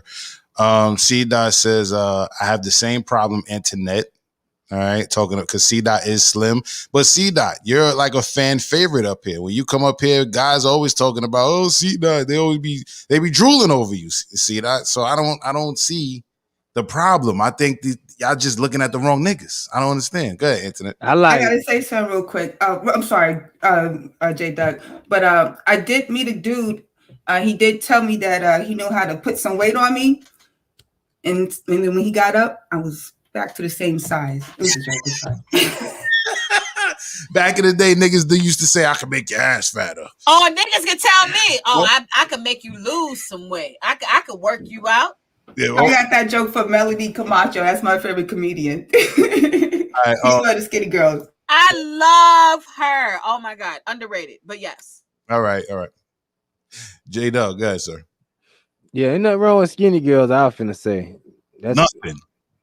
But I don't like me, I don't have a preference though on women. Like it depends on how I'm feeling. If the Cavassier right and a juicy mama come through the door, it's a juicy mama night. If it's a skinny, but if see, my thing is, if I'm a main chick, she have to start all skinny so you can have some room to gain some weight. You know what I mean? Without going overboard, because I can't main if you right the teeter in the line. Nah, because I'm not, because especially black women, it's hard to get that weight off once they get along. C-Dot says, true, Ja. Yeah, stop acting like y'all have problem getting men, man. Niggas look at real niggas, they look at a skinny woman like I walk around the room with her, nigga. Around here, they like them thick in Texas. I get no play. I don't know about Texas and all that. Muhammad X Shakur says, peace, salute to my guy. Peace to you, brother. And behind the bar says, damn, Logic threw me all the way under the bus. Jeez. It ain't throwing you under the bus unless it's true. Was your hands in your pocket, sir? Were your hands in your pocket? Talk about post some more pictures. I know, so you could jack off. Bob X Shakur, that's his trademark signature post, buffering. Virginia Slim says, Logic, I'm glad you didn't read Jersey's comment in a plausible voice. And Rosdale Farrock says, Schoolboy preaching. Yes, he is. Yes, he was. We look for peace. We look for peace. You know what I mean? You ever look at, they used to have this old joke, right? They used to have this old joke where they would say, why some women look at like quote unquote ugly women or women who are not attractive and they have a boyfriend who they deem fine and all that. And they'll say, why is he with her and all that shit? It's because she caters to that man's ego. She makes him feel like a man. She makes him feel good. You know what I'm saying? So instead of being with a quote unquote dime that might make him feel like shit, he's going to be with the woman that's going to make him feel good. You know what I'm saying? So that is peace. You feel me? And let me see. Did I miss any comments? I don't think I missed any comments. ANS says, fact, Schoolboy and V. I don't think I missed any comments. Yeah. And yeah, so there's for that. I just want to remind everybody who is here now, please make a page on theranchersunion.com. All right. We have about 15 members on the website so far. We have a whole platform, social media, news outlet, all of that, 24-hour stream. So please make a page on theranchersunion.com. Also, we can use your support. We are hosting a Q&A / film festival screening with Play from Kid and Play tomorrow at 8 o'clock. And afterwards, everybody is going to watch his film on the film festival website. That link to get that ticket to that screening is in the description. So please click on that link and get yourself a ticket and hit me up and let me know you got a ticket. So that way I can possibly, since you're in the union, give you an exclusive sneak peek of the film before the actual film festival shows it tomorrow. So when we do the Q&A prior to the screening, that you can actually have some questions based on the actual film for play when we talk to him tomorrow. And salute to him for pulling up. What type of movie they doing? It's a documentary on dance. It's a dance documentary. So Play is telling the stories of a lot of people who were dancers that didn't get their stories told, but were dancing for a lot of famous, artists and things of that nature. Michael Jackson, the name of a bunch of people, to name a few. So Schoolboy is back. So there was a comment for you I'm going to go back to. But first, ANS says slim, medium, thick. It's personality with looks. But I like a slim, thick, or thick, not too thickly though, but peace and beauty will always win with me. And Virginia Sim has a question for Internet, but first, Maine, aka Behind the Bar, had a question for Schoolboy. He says that explains Schoolboy's baby mama issues. He said that after he shouted you out. So, I mean, when I met my kid's mom, she was about 150 pounds tops, and she's a tall girl, so she was cute. You know what I'm saying? She gained a whole another 150 pounds, and that's where it ended. You know what I mean? I'm not fit to deal with nobody damn near 300 pounds. I'm not fit to deal with that shit. And you got an attitude? Like, I'm not trying to deal with your attitude, with your big ass, and I got to walk around in the street, people laughing and shit. We walk past because you too goddamn big. Why you let her get that big? That wasn't my fault. Hold on. We talking about accountability, sir. We talking about accountability. Your black ass look in the mirror just like I do. No, but you sat there and let her eat though. No, sir. I can't stop her from eating, sir. Her body, her choice. Her choice. Amen. That shit about Honda. Right. But you supposed to left her when she gained 50 pounds. No, come on. Nah, man. I was understanding for the first 50 pounds. The issue that I had was when I said, hey, babe, boo, why don't you, while I'm at work and I'm paying all the bills, you know what I'm saying, and you ain't cleaning up the house and none of the other shit, just get out the house and take a walk to the damn mailbox and then come back. We start right there. She wouldn't do it. You know what I'm saying? So I'm not fit to sit there, argue with nobody and tell them to take care of their goddamn health. No. All right, V, then I'll go to the question. Virginia Sim has a question for Internet, and Jersey Jen also has a statement for Internet, I believe.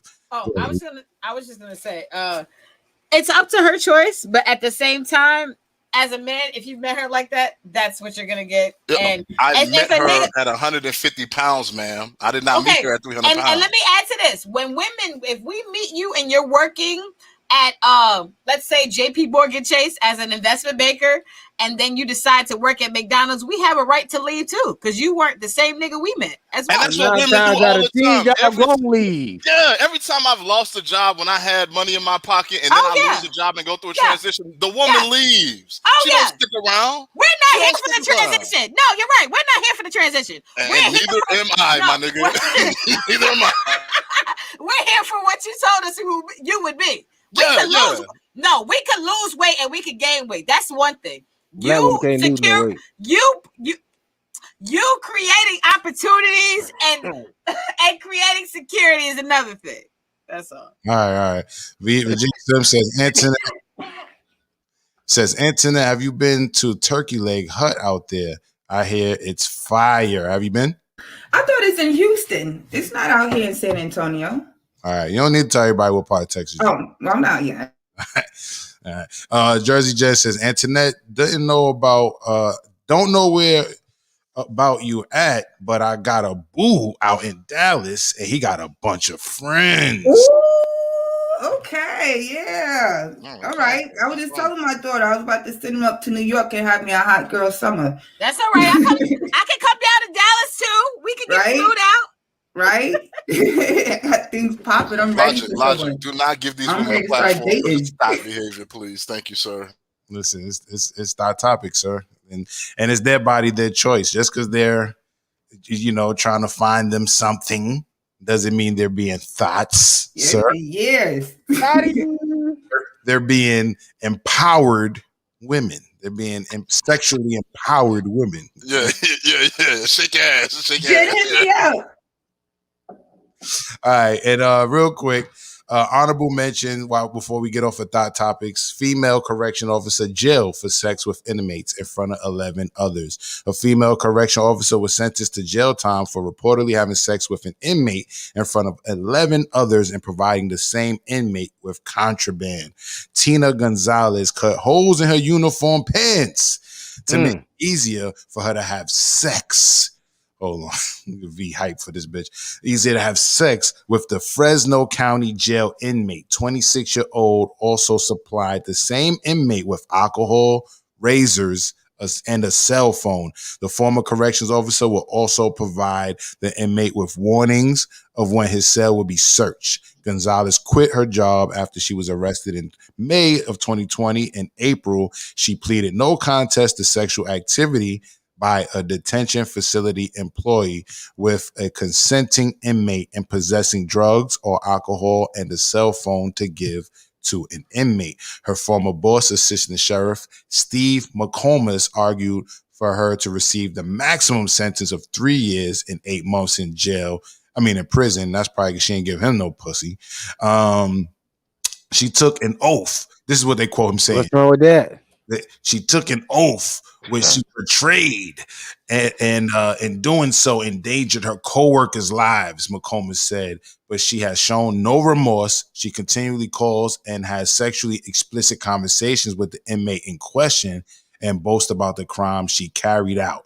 However, the judge gave Gonzalez a lighter sentence due to her early plea and lack of criminal history. They quote the judge saying, "I think what you did was terrible, stupid, and you have ruined your career," Judge Michael Idiart told Gonzalez. "But I also believe that people can redeem themselves, and you have the rest of your life to do that. Good luck." Tina Gonzalez has been sentenced to 2 years for probation and 7 months in jail. Well, she gonna be fucking another woman inmate. That gotta be some good D. She doesn't care. She's already a CO. She lives in jail. And I want to say salute to this young lady out here because I have been offered to be a New York City correctional officer on several occasions, on several instances. And I've always avoided that job because I know myself. I see a big black nigga and dick. I might just fuck her. I already know myself. So I'm not going to put myself in that situation to be fucked. So I chose not to take that job, but salute to her. I know that the dick was good. Absolutely, it was good because of what she did. Absolutely. If you cut a hole in your uniform, hell yeah, it is. That shit is sexy no as panties. fuck. That bitch didn't wear no panties. She went to the effort of cutting a hole in her uniform. She knew this nigga was special. She risked her job. She risked getting gang raped by 11 other people. That's what she did. Who's to say she didn't want that? Who's to say she didn't want it? Oh damn! I don't damn. Oh damn! Let me mind my business, goddamn it. Yeah, B-Style, you stay up out the penitentiary. Nigga, see you come through the door. It's up, nigga. First day fired. Lorville says interesting. He smiles, and the Rose Show says, "What's the issue with a 300-pound woman? Schoolboy, y'all bugging." Yo, let me explain something. Hold on. First of all, everybody speaks for themselves, bro. Let's not don't make me play the warning. Everybody speaks for themselves and they can change their mind. Also, I can't speak for him, but he did say she started at 150, then went to 300. All right. And also, I'm sure that's not the only reason they broke up. I'll say that. But listen, if a guy meets you at 300 pounds and he fucks with you, obviously there's nothing wrong with 300 pounds. But if he 150 and 300 pounds is significantly different. You know what I mean? Yeah. If you're gonna gain another 150 pounds, it better be a whole nother woman in the bed. Yeah. Yo. Here's my thing, right? And I respect the fact that, women's bodies do changing when they have children. However, there's a certain, I think, foundational level of effort that two people in a relationship should provide one another in regards to giving the other person what it is that they're attracted to. I didn't come to this situation saying I want a super BBW. I didn't come to the relationship with that.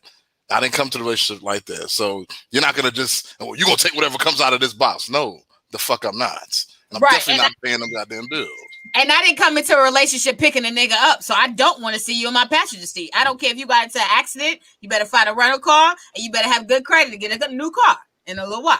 I mean, women say that, you know what I'm saying? But I feel like this, like men, just like men and women go through cycles of prosperity. So, you know, you're going to be up sometime, you're going to be down. If somebody's down with you, they should be with you. However, you staying with a man who's lost his job and is putting in application after application, you see him doing the work to get back on his feet, you leaving him is kind of shaky. You know what I'm saying? But you leaving a 300-pound bitch is not shaky. You gonna leave her when she could be trying to lose weight? Well, No, she wasn't. That was the issue. And you ain't gonna lose no 150 pounds. What if she lost a leg or arm? That's not the same. But that's a change in appearance. You eating yourself into another person isn't the same as losing a limb. It depends on if she an asshole still. So let's because say a lot of those people that lose arms, they become humble and they make it hard for you to leave them. They be like, I'm just happy to be alive. They be extra nice then. Facts. But if they're an asshole, I don't know. Hell yeah, you don't give a damn. I had a roommate who had one leg and he was an asshole. Like we acknowledge the fact that hey, we're both assholes. That's why we get along. I'm pretty sure she gained that weight from carrying your child, schoolboy. No, time out. And I'll say again, I acknowledge that fact that she gained weight from having children. I also acknowledge the fact very clearly, and I'll do it again, that she had no fucking no attempt to lose a single pound. Not a single attempt. I said, hey, let's walk together to the goddamn mailbox. Nigga. It's not about that though. It's the thing is, and I understand probably maybe why you even mentioned that question, because a lot more women are willing to be that down ass chick or that ride or die chick for a guy. Whether I've seen bitches push they niggas around in wheelchairs, my nigga. Like bitches are willing to be that down ass chick, but as soon as a nigga gets into as soon as a bitch gets into some kind of pickle, some type of dude would usually immediately leave her. Even JT from the City Girls. Shout out to That Topics. JT out here when she came out of jail. One of the first observations that she made by being in a female prison said that she's seen very few men come and visit their women. And we know for years throughout history, women have taken those trips upstate New York to many other prisons to go see their men. And just like you said, Schoolboy, you're saying like, hey, she gained some weight, she didn't get on the treadmill. So what? Some niggas say, oh, I'm looking for a job. And truly, they could be looking for a job and they haven't found anything yet. But a female will still stick by them. I just feel like men are so willing. We just acknowledge that that's not true. You're changing it up, V Smiles. That is true. No, time out. V Smiles literally said, I'm not sticking around no nigga. If you had a car when I met you, you need to keep that car. I'm out. All right, cool. So that knife cuts both ways. Because I'm a different bitch, but I'm a different kind of bitch. So most females, they would tough it out. They would stick with the nigga. With the no men on the panel, they love him. A bitch is not gonna stick with a nigga because he loves her. He don't. Hold on, V. The men on the panel have pretty much all agreed that women get the hell on when you broke. That's how it goes. You got some silly black women that'll stick around if a nigga go to jail, but for most black women who got some options, they not gonna stick around for a minute. All of y'all niggas on this panel have gotten some pussy when y'all didn't have no money. That's some bullshit. That's true. But those weren't my girls though. We would just fuck it. All right, that's the point. That being said, here's another thing. Let's go back to the part of the conversation when I said men are not concerned about whether the woman's skinny, whether she big, whether she slim thick. Really, most men aren't concerned about that. We can trick y'all and make y'all think, oh, I need you to be looking like Meg Thee Stallion, all this other bullshit. But yo, if Meg Thee Stallion comes with a problem that makes you want to shoot her ass in the foot, I don't want Meg Thee Stallion. I'm good. But she got another nigga right after him. Yeah, that's fine. But she still ain't married. Like she's still not married. Let's stop it. And I want to add to this: women also always focus on security. It's really truly not about how much money he has. It's about what he can provide in regards to security for her well-being and her. So you're telling me that most women would be happy being secure in a cardboard box? Yes. That's not secure. That's not like, why would they choose that? Maybe he got a black belt in jiu-jitsu or some shit like that. That nigga's a fucking superstar with the man. Now one of them Kundalini bitches who like living in the trees and shit with natural hair, she would be great for that shit. Now my lace wearing, acrylic nail having ass, Listen, no nigga, I'm gonna need you to get some camera security and the motherfucking guard dog. I'm gonna need the Kundalini so we can live up in the trees some goddamn where. Yo, y'all crazy. Yo, Vijay Slim said, "Oh girl, I don't know if I read this earlier. Oh girl was ready. She had that easy access pants and everything. That's a fact." And that says, "I'm a victim. I dealt with a female who was 250 pounds, but she carries it well. I tried, but I wasn't successful." Yeah, and also let me say this about the skinny chick because it could have been me. It could have been me at the time that I was messing with this woman. You know, I was in the midst of a substance abuse issue. So, you know, it could have been me. It could have been me. I wasn't in my right state of mind. But that being said, you know, I'd rather a slim, thick chick. Like the women, the women who I'm telling, you know, the woman who I'm telling her I love her, you know, it is what it is. She's not super thick. She's not super skinny. She's slim, thick with the big hips. I like that. That's my preference.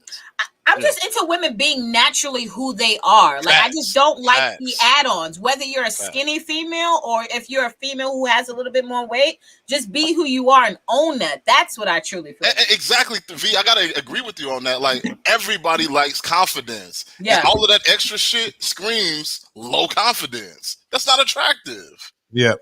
I agree with that too. You know what I mean? We definitely want you to love yourself as you are. And we're going to treat you how you treat yourself, at least a good person.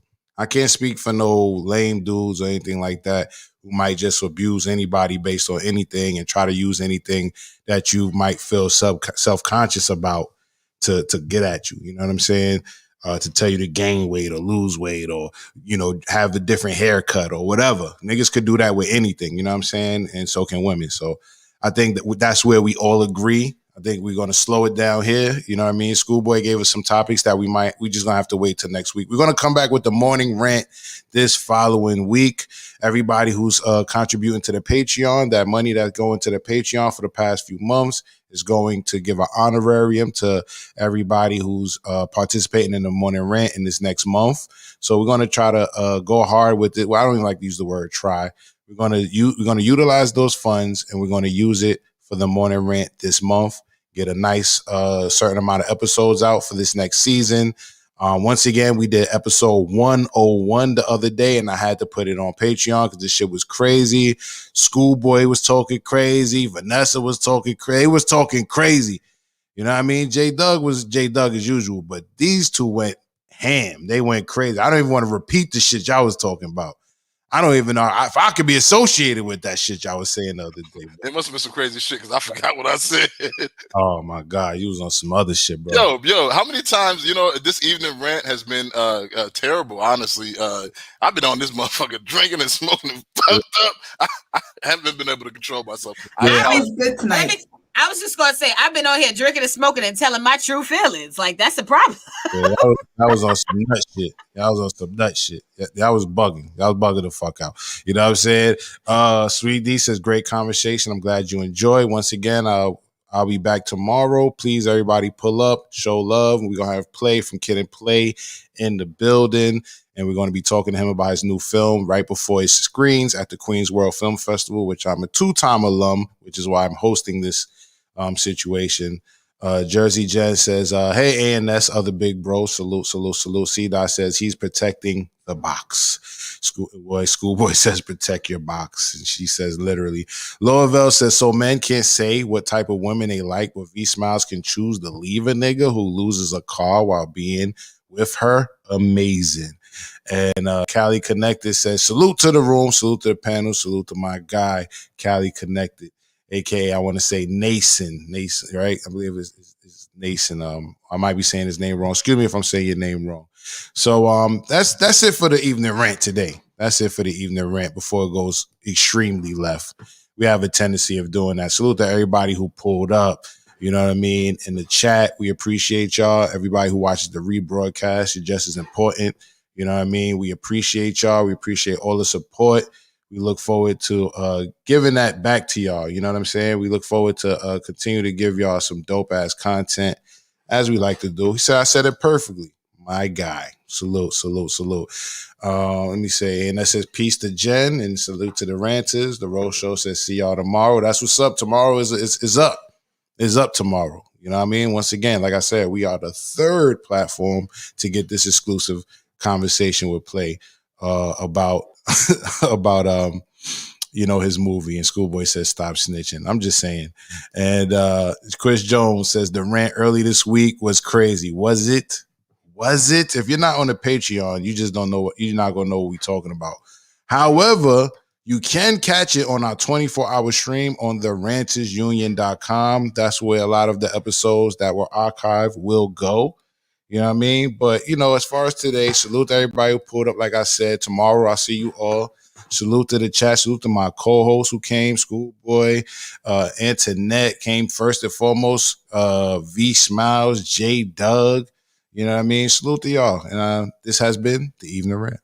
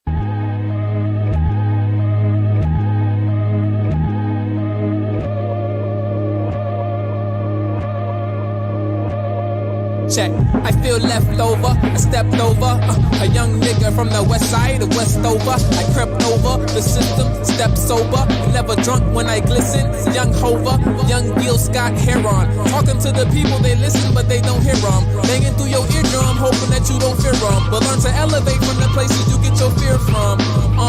Our Father, that art's in our fathers, that helped us manifest in our mothers, so that we can see ourselves in our brothers. We are not just self, we are all others. There ain't no limit to your mental limits. When you learn to elevate, you can't escape from in it and become infinite, whether you're out or into it, and then become limitless when you know what your limit is. I feel left over, I stepped over from Westover to south side of Chicago. It ain't over, I'm a soldier, never fold up. My destiny is in the fist that I hold up. My enemy is no longer externally burning me, but internally learning me and turning me to a better me, challenging me to better me. I bet I'll be better than what they say that I better be.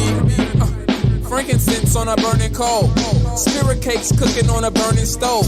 I learned that Africa means burning soul, so I learned to let it go as I learned to grow. Yeah, there ain't no limit to your mental limits. When you learn to elevate, you can't escape from in it and then come infinite, whether you're out or into it, and then become limitless when you know what your limit is. Limit is.